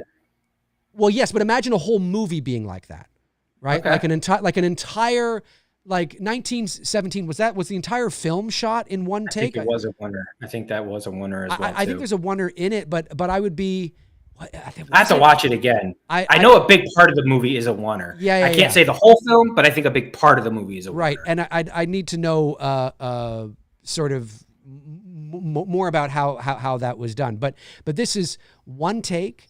Sorry, not one take. They did a few takes. But imagine going on. You're 30 minutes in and you fuck up. You know what you got to do? Start over. Yes. So you can't be that guy. You cannot be that guy. You cannot be that guy. You cannot be that guy. Literally. And what I am, and then on top of that, the performances are stellar. I mean, stellar. Like, I'm just like, these performances are really good. And dude, they go into the house, out of the house, upstairs, downstairs, in the car, driving downtown, like driving around, like, and to watch the behind the scenes, there's a drone shot. They go from like a thing, and then all of a sudden you're flying over the town. It's like, what the hell? How do you, like, I was marveled at the technical achievement of this. Okay. And so it's done so flawlessly and so well that there's so many people that have watched it that don't even realize it's one continuous shot. Because they're so into the narrative and so into what's going on. And then when you point it out to them, they're like, oh, fuck. Yeah, it was one shot, you know? And so I think episode 1, there's 4 episodes. I think episode 1 is, I think they were able to get it on like the 3rd take or something like that. And then episode 2 is, you know, like they did have to do it, you know, like they would rehearse it. And I said to Darren from the Slaughtered Lamb Movie podcast, he was raving about it. And I said, you know, I think, I mean, just off the top of my head, you would likely have had to have rehearsed this like a play. Like you would have had to have. Everybody has to, and like everybody on is film day. Everybody's firing on all cylinders, and you know where your marks are, because when you rehearse for a play, but here's the thing, with a stage play, you rehearse for months. Right. And with a stage play, you're on a stage that is maybe 30 feet wide and, you know, 40 feet deep and, you know, whatever the case is. I mean, you're not moving upstairs, downstairs, around the corner, outside, in a car, going, I mean, like it is mind-boggling, you know, and then of course, the question becomes, well, did you screw up at all? In a situation like that, you need to be great improvisers, right? Yep. Because if you do flub a line, you just got to go. You got to go with it. Go. And here's the thing that works so well with it, dude, which I was so fascinated by. It actually, ironically, having it being one take works in your favor, because you can screw up. And when I say screw up, I don't mean like screw up royally. I mean, you can like hesitate on a sentence or hesitate on a word. And because everything feels so real and documentary-like, it comes across as you're just stammering how you would normally talk, right? Or you would just kind of, like, it feels real. So I bet you there are more quote-unquote mistakes than we realize, but they flow and they recover so seamlessly because of the real world feeling nature of what you're watching, where you wouldn't be able to do that in a more traditional, you know, stop, start, stop, you know, kind of thing. My guess is what they're probably doing before they go to roll is they're probably doing oneer takes with their iPhones, oneer takes with maybe a Panasonic camera or whatever, like some of these like handheld DSLR cameras, and they're practice runs. Oh, you know what I mean? And they're doing hundreds of these things, you know, until they've got it down to you know what I mean, like to where it's perfected, so that if there are mistakes, they're going to notice it. We're not going to notice it. That's right. Know? And there would have been absolutely rehearsals and all that kind of stuff, you know, for sure. But what's astounding is that they didn't rehearse for months, you know, maybe a week. Yeah, you know what I mean? Like, I mean, it is remarkable what they were able to do. And so the television BAFTAs, the television BAFTAs are in May or June, and I suspect that they will just clean up. I mean, I just and the performances are great. The young boy who's in it is his first thing he's ever done, not his first series or his first big thing, the first thing he's ever done. And as far as I know, that's what's being said. And he is fantastic. He's terrific at it. Everybody is. All the actors are terrific. Episode 2, they go over to a school to, investigate, with his friends and teachers and stuff. The background performers and everybody. And of course they have what I learned later, which makes total sense. They have crew and ADs and all that who are disguised as teachers or students as well to be able to sort of herd the sheep, right? And blend in with the performers and tell them, okay, the camera, is on its way down the stairs. We got to get ready. Okay, background performers and go, which is what you would do, right? And then everybody starts moving in the street and it's one of the most amazing things I've ever seen. Because I know how difficult it is to shoot a movie, and I'm just like, I can't even imagine, the oneer in It's Me, Billy, chapter 1, which we're very proud of. It's a 2-minute oneer. That's when Sam wakes up in bed. She walks down the hallway, walks up the steps. She goes into the hallway. Justine, are you there? The camera pivots and then we start following her down the stairs. And it's a great one. We're very proud of it. Very creepy and spooky. And that took 8 takes. Just that. I can't even imagine now having to shoot the whole movie in 1 take. I'm just like, the logistics of that is just remarkable. Now, this crew, as far as I know, it's not the first time the director has done this, and it's not the first time that some of the crew have done this as well. So obviously, you want to bring in people who know what they're doing, and but it's still amazing. Absolutely. It's still amazing. Yeah. I think you'd appreciate it even as a photographer as well. I think you'll really appreciate it. Adolescence. Check it out. Definitely. Check it out. All right. Well, I think you had a super chat coming. Oh, did I have a super chat? I didn't see that. Yeah. Oh, I did. KC Kroll says, great to see you, fellas. Well, it's great to see you, KC.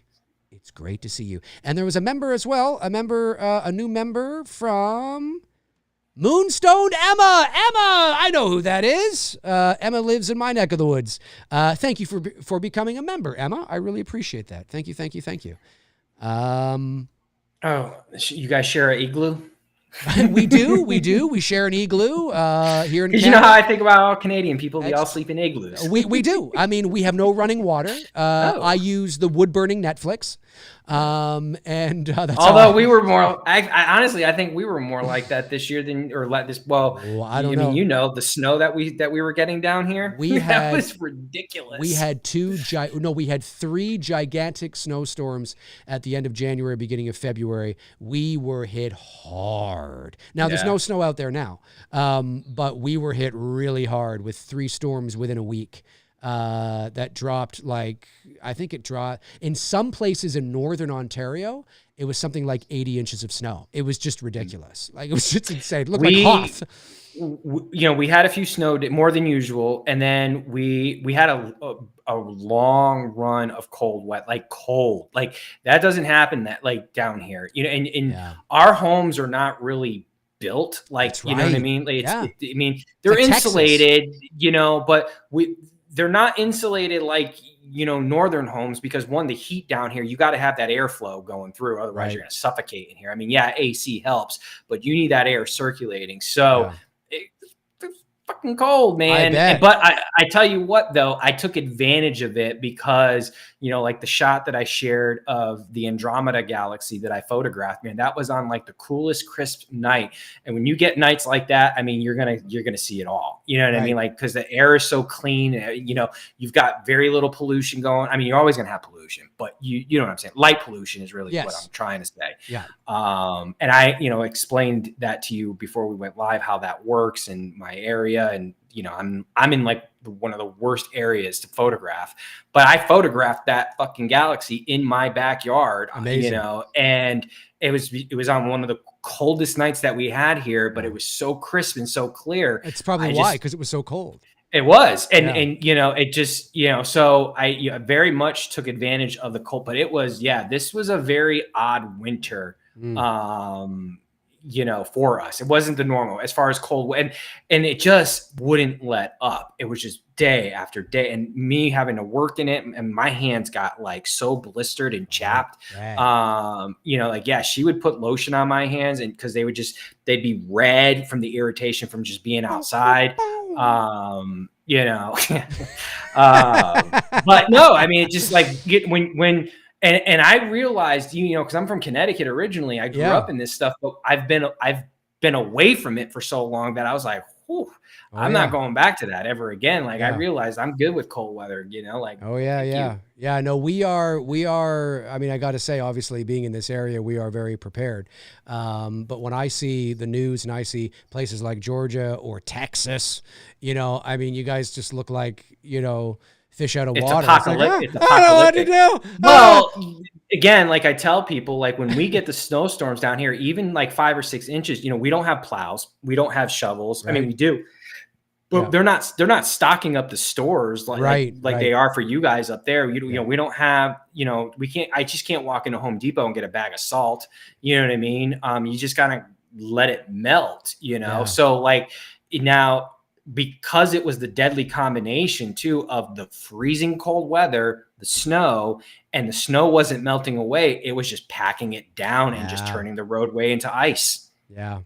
No, it must have been brutal. I mean, again, more so like in recent years, we've had snowstorms, but not consecutive, like what, like you were seeing, like I was sharing, like we were having consecutive. Same. Like that's what happened up here. It was the same system. It was the same system. When you look at the radar map, you could see it covering like all of, you know, Southern Ontario down into the States, down into Georgia. Like it was a huge system, system. And like I said, we've gotten snowstorms, but usually like one, right? You know, like, okay, we get that one and it's done. No, we were getting it consecutively. And I'm like, holy fuck. Yeah. Oh yeah. No, it's like, brutal. It took me, when there was one day it took me about 3 hours to shovel the driveway. Damn. 3 hours. That's a back and arm workout. Yeah. Oh, I loved it because I felt like I was getting a workout. You know what I mean? But because I don't have a snowblower, although it might be on the list. But I like it. I mean, I shoveled as a teenager. I mean, you grew up in you know, Connecticut. I think what you do, at our age though, I would probably invest in a snowblower. I'd be like, fuck this. Maybe I ain't shoveling it no more. Get a 4-wheeler with a plow in front. Can you imagine? Just go around making money. That's true. I should. But that's I mean, again, being here in Canada, obviously we know when a storm is coming. They tell us, and the plows are all, it's like an army. You know what I mean? Like you see them just like waiting, you know, they're all have their blue, you know, lights on. And then there's the salt plows and everything. And they're just, you know, the guys are just sitting in their trucks going, come on, motherfucker, come on, you know. And it's just like, hey, I'm happy to have them, you know, but it's crazy stuff. Brandon says Dave's just up there fighting moose and drinking Molson. It's true. That's it. While he lives in his igloo. In my igloo. I do. I like I said, I have a wood burning Netflix. You know, it's snow all the time. Wilderness and eagles. And actually I learned not too long ago, funny enough, I think, don't quote me on this, but I think so. The national bird, obviously, or the national animal in the States, obviously, is, you know, the bald eagle, right? And then the animal for us here is the beaver. But ironically, the bald beaver. Good night, everybody. We'll see you next week. No, but what's interesting is, and beavers can be vicious. They can be vicious. You got to watch out for beavers. But I learned not too long ago that ironically, and it could be because, you know, we're a larger country, perhaps, but we have more bald eagles in Canada than there are in the States. But they like colder temperatures. That's true. But then on the flip side, it's possible there might be more beavers in the States than there are in Canada. I think I read something. We have a lot of beavers in Georgia. Yeah, there's a lot of beavers here too. Don't get me wrong. I mean, it's not like it, you know, it's marginal. But I thought that was kind of a funny, you know, a funny sort of, you know, because obviously the you know, of the national animal or whatever you want to call it or whatever the case is. Yeah. But this has been a good show. This has been a good show. Comeback. It was a good comeback show. Has anybody got any more questions? I mean, I don't mind answering a few more. Any more questions? Anybody? First show back. Doesn't even have to be a super chat. It can just be a general question. Doesn't have to be a super chat. Come on. A lot of them. Brandon Collins says, yes, beavers can be vicious. Good night, everybody. Yes, Bobby Hall says, you got to watch out. All right, guys. All right. Josh Stevens says, Josh. Yeah, hey, Josh, what's going on? Says, no wonder Dave wanted to make a Black Christmas fan film. Let me see. Tabitha asked if I I didn't see Tabitha in here. Yeah, she asked if I arrange my cereal by, so one of the quirks that Sheldon does is he arranges everything, and he arranges his cereal by the fiber. I don't do that, but I have shared this before. When I shop, my cart is very well organized. And then when I put everything on the belt, it's very neatly organized, and, everything is put together. And I think people behind me look at me like I'm just nuts, but yeah, that's what I'm saying. There are personality quirks to Sheldon, the character, that is very relatable to me in real life. That's very true to me. The hating of people, don't like to be around anyone. Don't socialize with a whole lot of people except for my inner circle, and that's it. Doesn't have a filter, says it before, very guilty of that. And yeah, the organization of just how he very OCD in that regard. So yeah. Interesting. My card is not like that at all.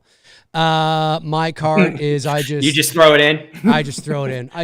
No, everything is neatly placed and well organized. Yeah, do you have your dairy with your dairy, your meat with your meat? Yeah, and the box stuff is with box stuff. Right, you know what I mean? So everything, cans are with cans if I'm getting something. I guess I do that. I guess you know what I mean? That, so and then when I put it on the belt, everything is exactly organized, to where it should be. So that makes sense. Yeah, I do that. I do that. Yeah. I do. Cody, you were in Atlanta? I didn't know that, dude. How was the traffic? You said the traffic is the traffic here sucks. There's just our traffic sucks. There's no easy way around it. I hear you. Toronto, Toronto's the same way. Toronto was ranked, what was it? Not long ago, over a year ago, whatever it was, the third worst or fourth worst in the world. It was something ridiculous like that in terms of how much you have to wait in traffic. Toronto traffic is awful, folks. Just Google it and you'll see. Yeah, my job the other day, the house that I did, it took me 2 hours to get there because the traffic was just ridiculous. Dude, if like on a Sunday when nobody's working, right? I can leave my place and drive downtown Toronto. Okay, and get right down by the CN Tower and the Sky Dome, where the Blue Jays, but like right downtown, right in the heart of the city, in about 35 minutes. If I have to get up Monday morning and do the same drive, okay, because I have a voiceover session, whatever, it is not unprecedented, although it does vary. But there have been times where I've been sitting in traffic for 2.5 hours. It takes me 2.5 hours, when really it's only a 35-minute drive. Yeah, but in morning rush hour, look out, baby. You better. That's like me going to where my girlfriend lives. She's about, I just went there on Sunday, and I got there when nobody was on the road. I got there within, 35, 40 minutes, maybe, give or take. Yeah. But that's Sunday. If I go there on a regular day at a regular time, it's going to take me an hour and a half. Yeah. And and where her house is to my house, it is the worst travel route. It is it is just, there's no getting around it, back roads or highway. It sucks. It's congested all the time. Yeah. There's no let up ever. And it's just, that's like the 401 here. Just always and then you don't even know. And then it starts to move again. You're like, what the hell? It's just volume. Yeah. It's why volume. were we it's volume. It's volume. That's exactly what it is. And people getting off and on, the on ramps, the off ramps, it's volume. It's merging and congestion. And oh God, it's just, I actually have a voiceover. My agent emailed me today and said that I have a voiceover session at 5 p.m. on. So you got to leave at 1. I got to leave tomorrow morning because it's not till April 1st or 2nd. No, exactly. It's April 1st. It's April 1st. It's going to take you 21 days to get there. And it's not an April Fool's joke.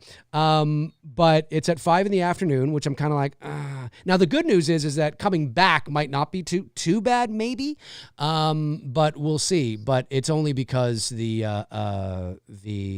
directors, and I think they might be in Los Angeles. I'm not sure. But they're 3 hours behind, right? So it's really only 2 p.m. for them, but it's 5 for me. And so I'm like, it's actually 5:40. It's 5:40 p.m. So I will probably leave, honest to goodness, I'll probably leave around 3 o'clock Because I would rather be down there waiting than stuck in traffic having to call my agent and say, I'm going to be late, and I don't want to do that. So I'd rather just be waiting for an hour and, scrolling my phone or something than being late. But yeah, it's crazy. It's crazy. The Bad Case sends in $1.99, says, would love to hear Tony's thoughts on Nosferatu. Well, he did talk about them, but Tony, I did. Give the Cliff Notes. I thought the lighting was good. I thought the cinematography was well done.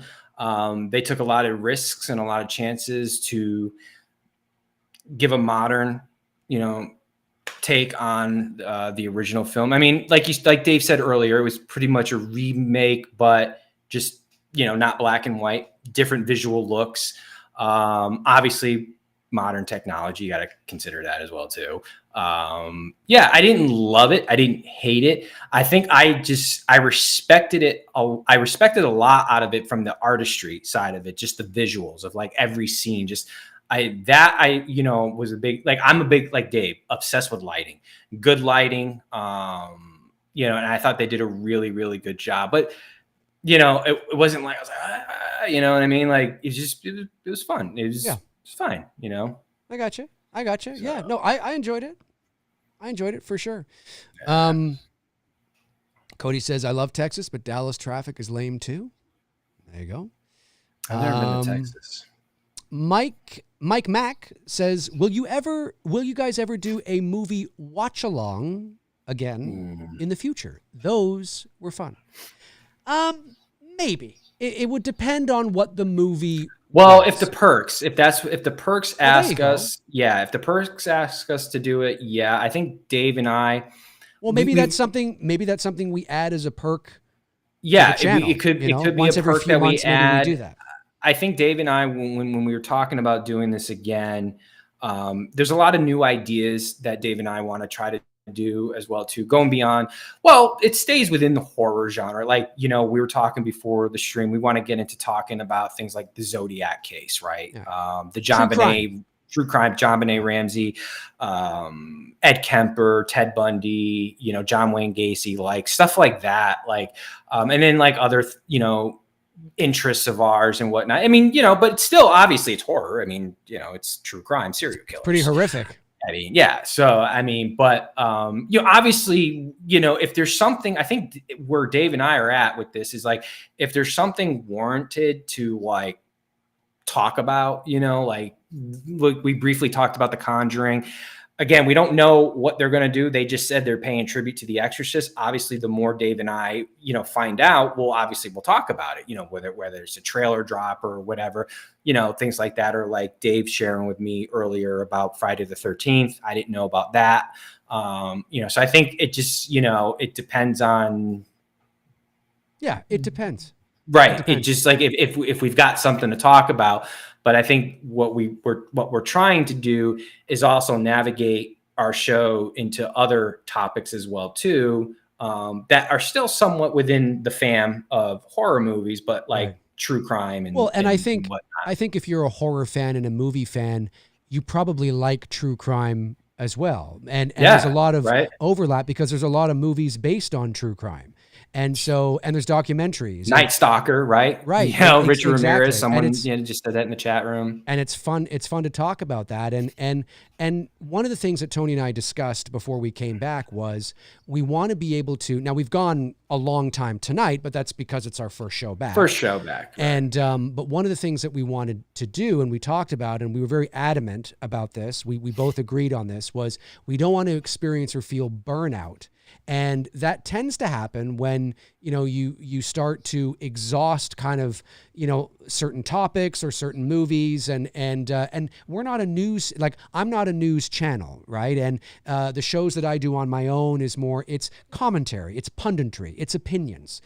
I would like to believe that they are informed opinions because that's how I always come at it from. But this show is also the same thing, right? We're not a news show here on Two Dudes. We're just commentary, two dudes and some bullshit. Two dudes hanging out, talking. we bring our own set of experiences to the show, and we want to have fun. But the second we start to feel burnout and like we're just doing the same thing over and over again, that's when we kind of feel the especially like when we did, like, I give us credit where credit is due, like, talking about Halloween as much as we did, but like I got so burnt out talking about, like, what did I watch? Well, I showed her because she had never seen Halloween. It made sense at that time because Halloween was really big and, there's lots happening. But now with nothing happening, you know what I mean? But like, sorry, go ahead. When October rolled around, I showed her the first two. I showed her the first four, actually. Did we get to four? I can't remember if we got to four or not. I think we got to, we did get to four because she was surprised at the end of four. That's right. I focused on her reaction. Because I wanted her, it.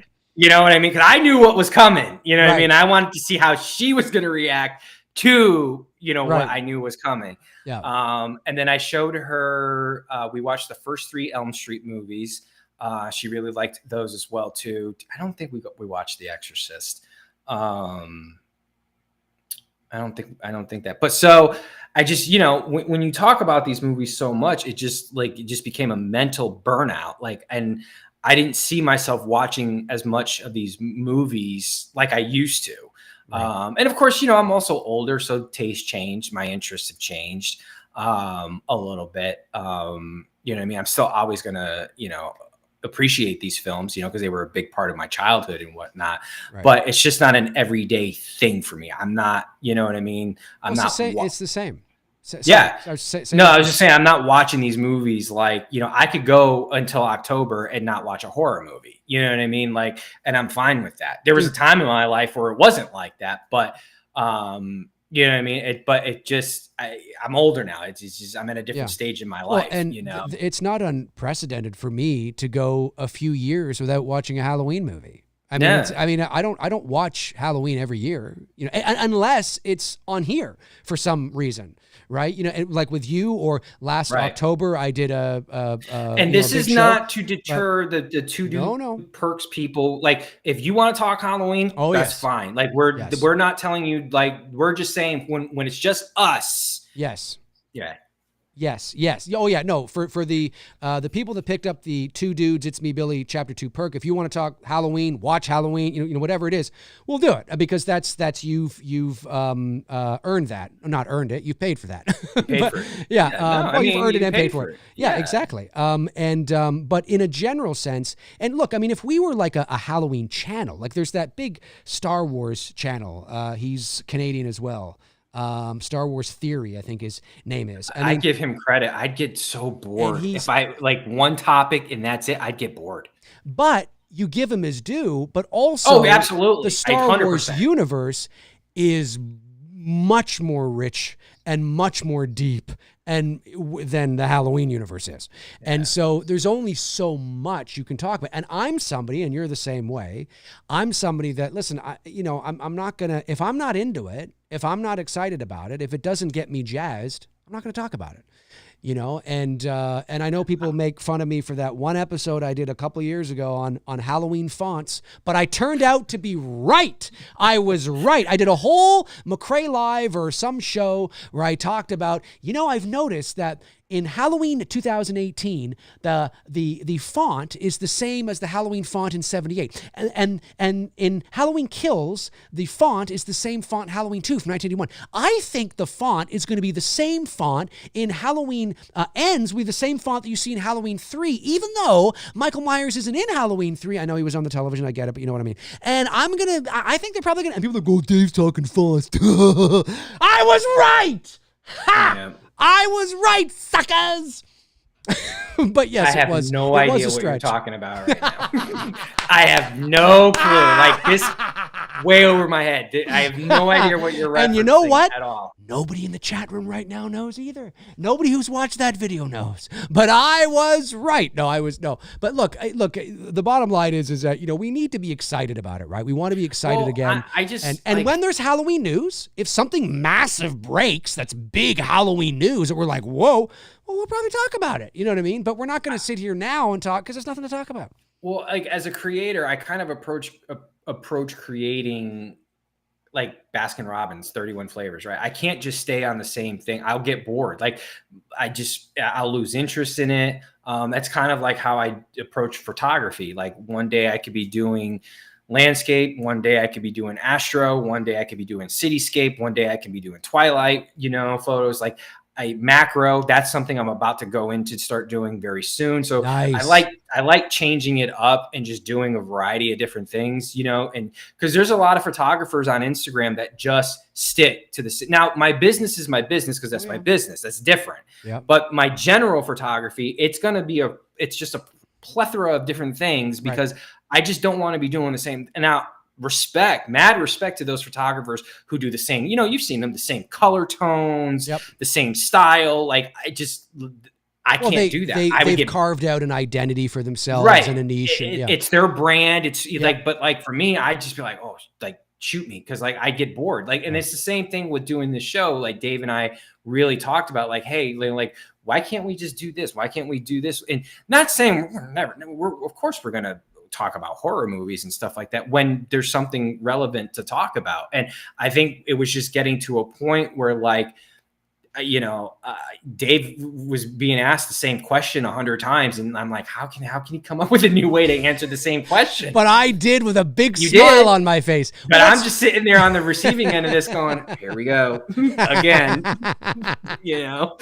and it's just like, that's what you did. No, you found good on you, dude. Cause I don't know how the hell you did that. Well, you always found a new way to answer the same question. Well, and it's because I approach it from the perspective of, that I'm talking to that one individual because that one individual has never heard me answer it before.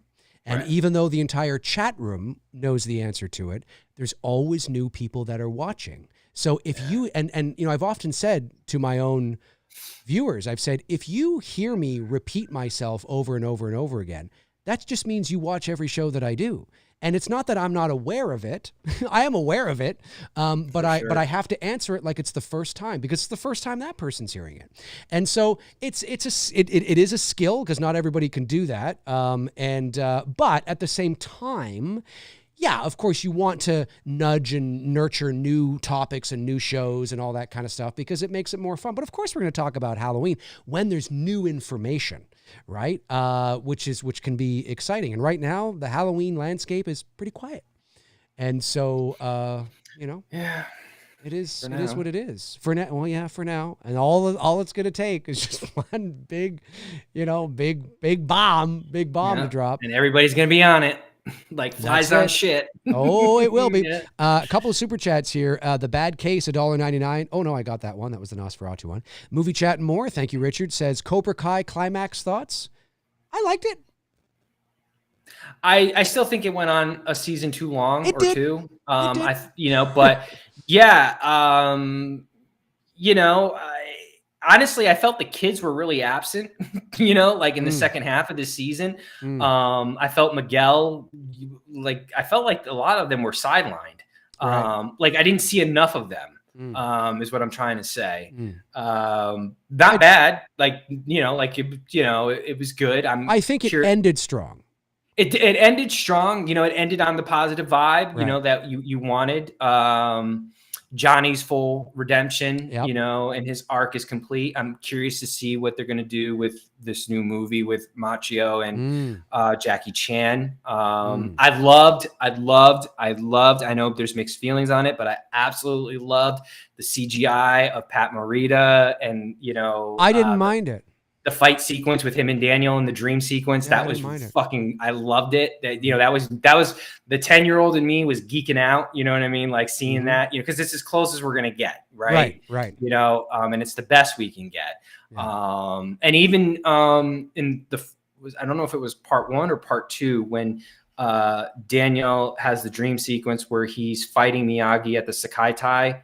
And he's punching Daniel and he's like, you never wanted to listen or something like that. Like I thought like the segue of the young Miyagi to old Miyagi was by the way, that guy who played young Miyagi, if you were thinking about doing a spinoff on Miyagi, that dude is your guy. Like that was like perfect choice. For who they cast for Miyagi. But yeah, you know, other than I felt that it just maybe went on just a tad longer, that I the only thing I would say I would be, if I was going to say disappointed, I wish Tamlin Tamita came back. You know, I would have liked to have seen her. She was really in one episode, Kumiko. You know, when Daniel goes to Okinawa, right? And that was it. I mean, she's referenced, you know, a few times. I'm glad they didn't go down the road with her and Chosen. Right. I think that just because, to me, I've always felt Daniel's best love interest was her. You know what I mean? Like, I don't take anything away from Amanda. Amanda was cool, but to me, I felt the best chemistry he had. And if I'm going between him and Allie, him and I always fuck her name up, Kumiko. The third girl, Kumiko. I always mess it up. Kumiko. And Jessica, obviously, in the third film was, you know, not a love interest, more of a friend. And then Amanda, I would say his best chemistry was with her from Karate Kid 2. Right. Amanda was cool though. I mean, it's fine. You know, I'm not hating on the actress or the character. But yeah, I would have liked to have seen Barnes a little bit more. I didn't see, you know, he was only in a couple episodes. So I would have liked to have seen a little bit more of that. Hilary Swank, I thought that was a missed opportunity. I don't know why they didn't tie her character in. I mean, my God, they brought basically everybody back. Yeah, it's too bad. It's too bad they didn't. Yeah, to me, I didn't understand why they didn't do that. I mean, maybe they asked and she said no. I don't, you know, we don't know. Yeah. Maybe they wanted to, and you know, for whatever reason, they just didn't. Yeah, other than that, I think those guys did a great job. They brought back an IP and have made it very relevant. I mean, it's crazy to sit there and think, like, I remember the show being talked about even just before, you know, remember this show started on YouTube, you know, before it went to Netflix. You were the one that turned me on to it. Right. And, you know, let's be real. Let's be real about this. The Karate Kid was not anywhere near as popular as it is now. You know what I mean? Like, no. Not even close. Like, you all knew I was a big fan. That's my favorite movie. You know, I've always talked about that. I've always shared that Karate Kid is my favorite movie of all time. And I've seen it and I liked it, but I wasn't like a gigantic fan.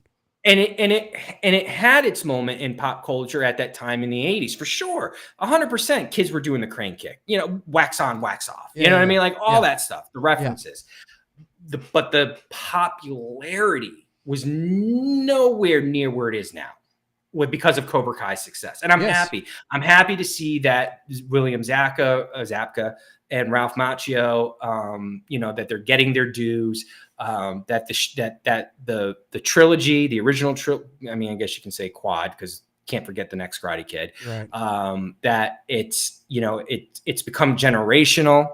And Cobra Kai, you know, just, I mean, really just came in and just like heroin, shot it up, and like, you know, it's true. You know, true. Maybe heroin's a bad example, but you know what I'm saying? Like, it's just like, it was like a jolt. Like and it gave the franchise a huge new life. Yeah. Huge new life to younger kids now that I don't know if these young kids would be as tuned in to the Karate Kid if it weren't for Cobra Kai. You know what I mean? No, they wouldn't. They wouldn't. I agree with everything you've said. I'll just say that, I agree that I think it went on probably a season too long. I think the first, like the whole Taikai championship, whatever it was, like that whole thing was just, you know, once they got back to the Valley, it started to feel smaller again and a little more like Karate Kid, right? And I get what they were trying to do by bringing it back to the Valley, the OG Matt from the original film, like, and even when you look at the final fight with the way it was framed, right, very reminiscent of the first Karate Kid. If you notice that the cinematography, you know, the low, you know, John Avildsen was really big on that wide low shot. You know what I mean? Like that's how he wanted to film it. But yeah, it's just it's The Karate Kid is, I'm telling you, even when Dave and I were kids, okay, when this movie came out, it was nowhere near. It was not like, we're not talking like Back to the Future. We're not talking like, I'm trying to think of other popular movies of that time. Goonies. E.T. That really, those movies are generational. Those movies have always been in pop culture. Yeah. Karate Kid is seeing this for the first time. Yeah. It was not like this when we were kids. No. You know, it had its run. It was fun, you know, and once it was done, you know, and that was it. You know, like in the 90s, people weren't talking about Karate Kid. That's you it. know what I mean? Like, I mean, in the early 2000s, you know what I mean? Yeah. The movies that were, you know, that were talked about were the John Hughes movies of the 80s. Like we said, Goonies, you know, E.T., stuff like that. Like those were the movies that were the generational type movies. So I'm happy in that regards for what Cobra Kai has done. And yeah. And hopefully the movie will be good. We'll see. We'll see. I mean, you know, you don't want to beat a dead horse. No, but they love to do it. I will tell you this. I will, you know, since you recommended me a show, and I'm going to check that show out that you had recommended to me. Have you seen 1923? 1923. That's not the one. It's the Yellowstone. It's the prequel to Yellowstone. Well, it's with Harrison Ford. Yes, it's with Harrison and I think I watched Helen Mirren. Helen Mirren. Yeah. Helen Mirren. I think I watched one episode. The first season's a little. Right. The second season is fucking great. Like I'm so every week I'm just like, bro, like can we not get to like it? And he's doing really good because Yellowstone did not end well for me. Like I fucking hated the way Yellowstone ended. Like because knowing the Kevin Costner character and knowing how it ended, I was just like, no, this is bullshit. Like this is not how this. Like he you know, he wrote this great fucking character, and it's like this is how you're gonna bookend this character. Are you fucking kidding me? And I get it. They were thrown into circumstances, and it is what it is. And Costner was off doing his thing, and you know, like I heard there was a lot of behind the scenes stuff. But 1883 is probably my favorite in that run of the Yellowstone franchise. It's a great, and that's with Sam Elliott and Tim McGraw, Faith Hill. Fucking love that series. Really good. 1923 has potential. And I saw that in the first season. It's a little slow, but if you can get through that first season, get to season 2, and it really they found their footing, and it's really fucking good. Sometimes that happens with shows. It takes a couple of seasons to really find their identity, you know, and what they are. Yes, Brandon Collins said it perfect. Yellowstone, exactly. It turned into a soap opera.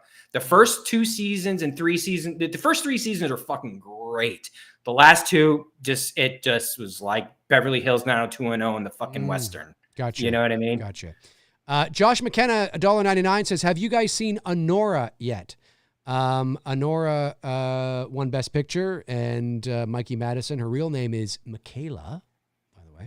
Oh, dude, I couldn't tell you anything about. She's in Scream 5. Okay. No, so that's a no from Tony.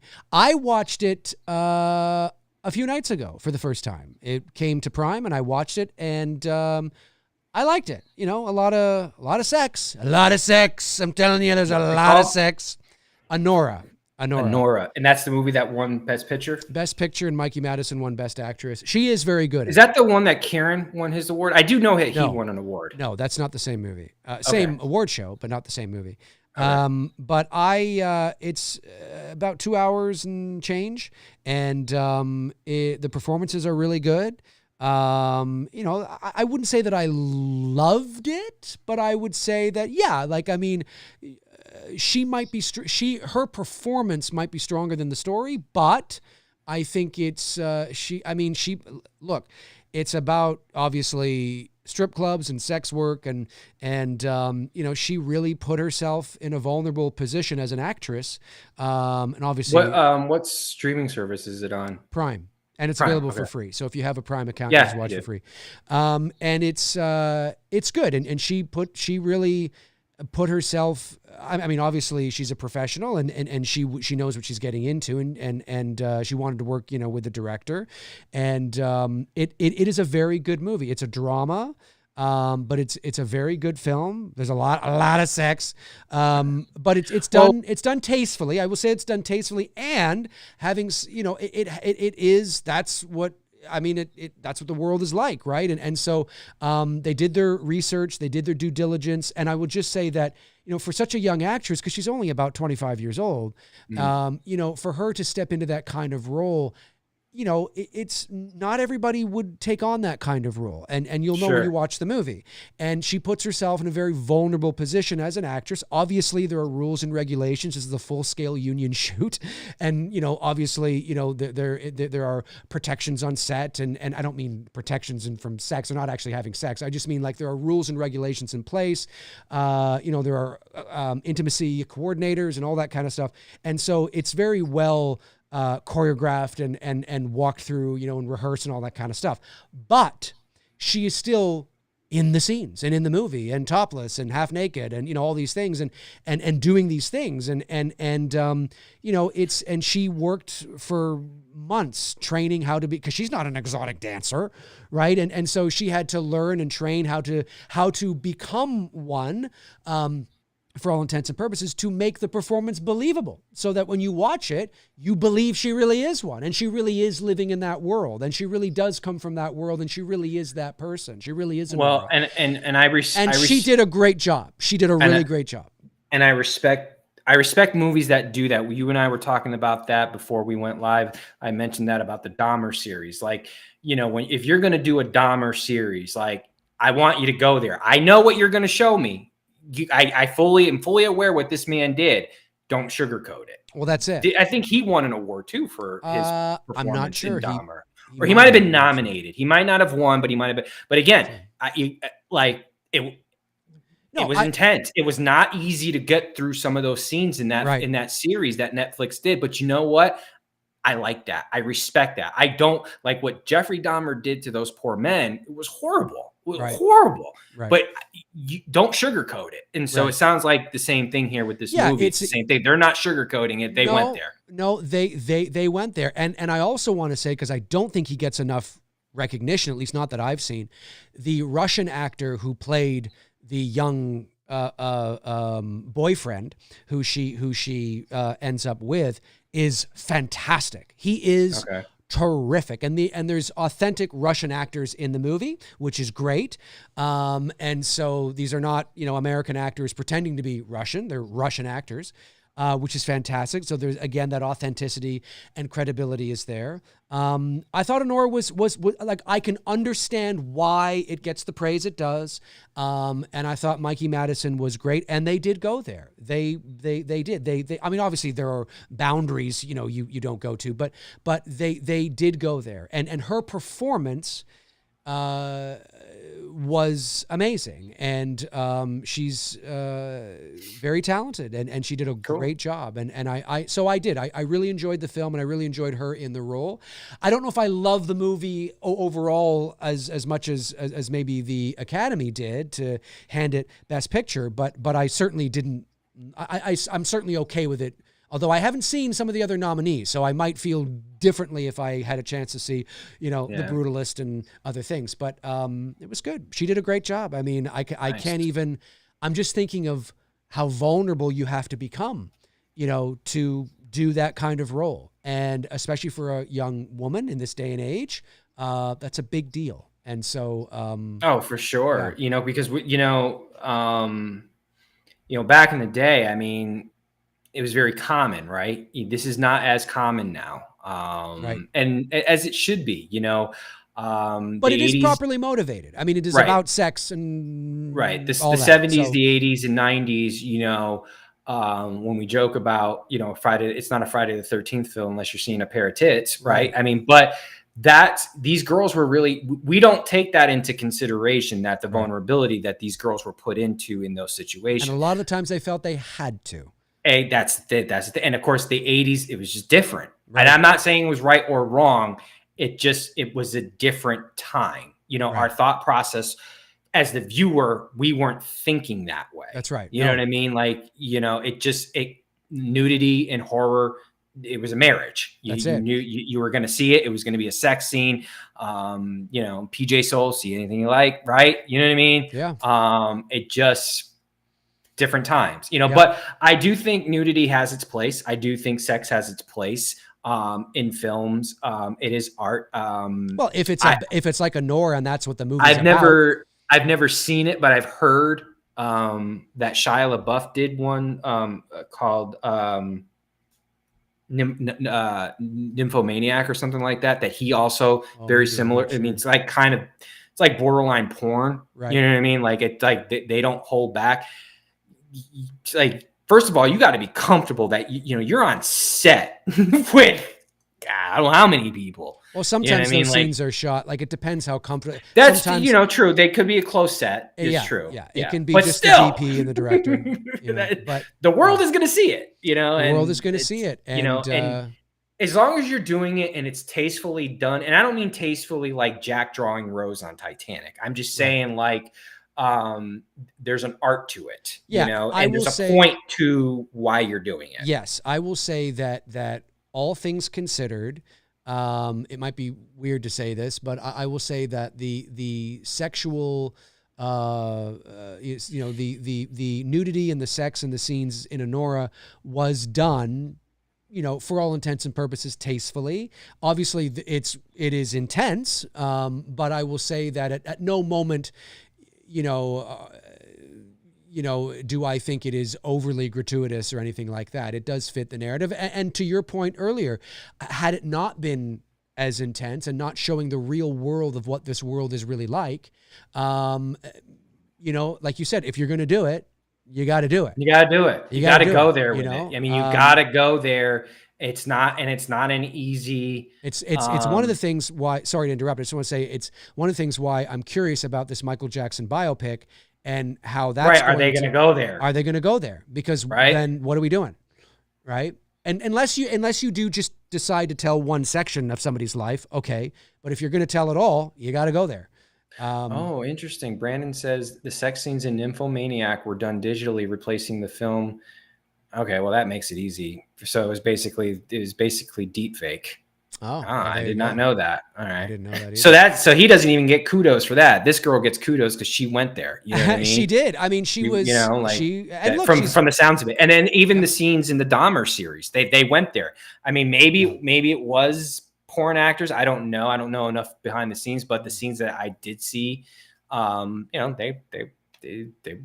weren't pulling punches. They're holding back. No. No, it's true. Well, listen, this has been a good show. This has been a good show. A good start back. We went long today because it was our first show back, but you can usually expect us to go, an hour and 10, 15, hour and 15, around there. Something like that. But we wanted to give a good long show today to just say that we're back. Again, there's no set schedule. So, but I will let you all know, of course, when we decide to do another show. It will not be next March. Okay. We'll be back in a year, boys. See you next year, everybody. Good night. See you next year, everybody. That's it. No, we are looking to have some consistency again. We just appreciate your patience while we navigate each other's schedules. But this was a lot of fun. Hey, look, if you're watching after the fact, jump into the comment section. Let us know your thoughts on anything we had to say here today. We would really like to know. Thank you for the super chats that came in, the member chats. Thank you for tuning in tonight. Really appreciate it. I guess I need to start the outro. There it is, ladies and gentlemen. That's going to do it for episode. Very spacey. Yes. Spacey. That's going to do it for episode. It's true. 197 of Two Dudes and Some Bullshit. Thank you for joining us here on this episode. Like I said, jump into the comment section. Let us know your thoughts. And Tony and I will be back with another episode very soon. We're approaching that 200 episode mark. Tony, any last things you'd like to say? No, it's cool to be back. It's cool to be back. All right, folks. Have a great rest of your Monday. Have a great rest of your week. And we will be back very, very soon. Take care. Happy Monday.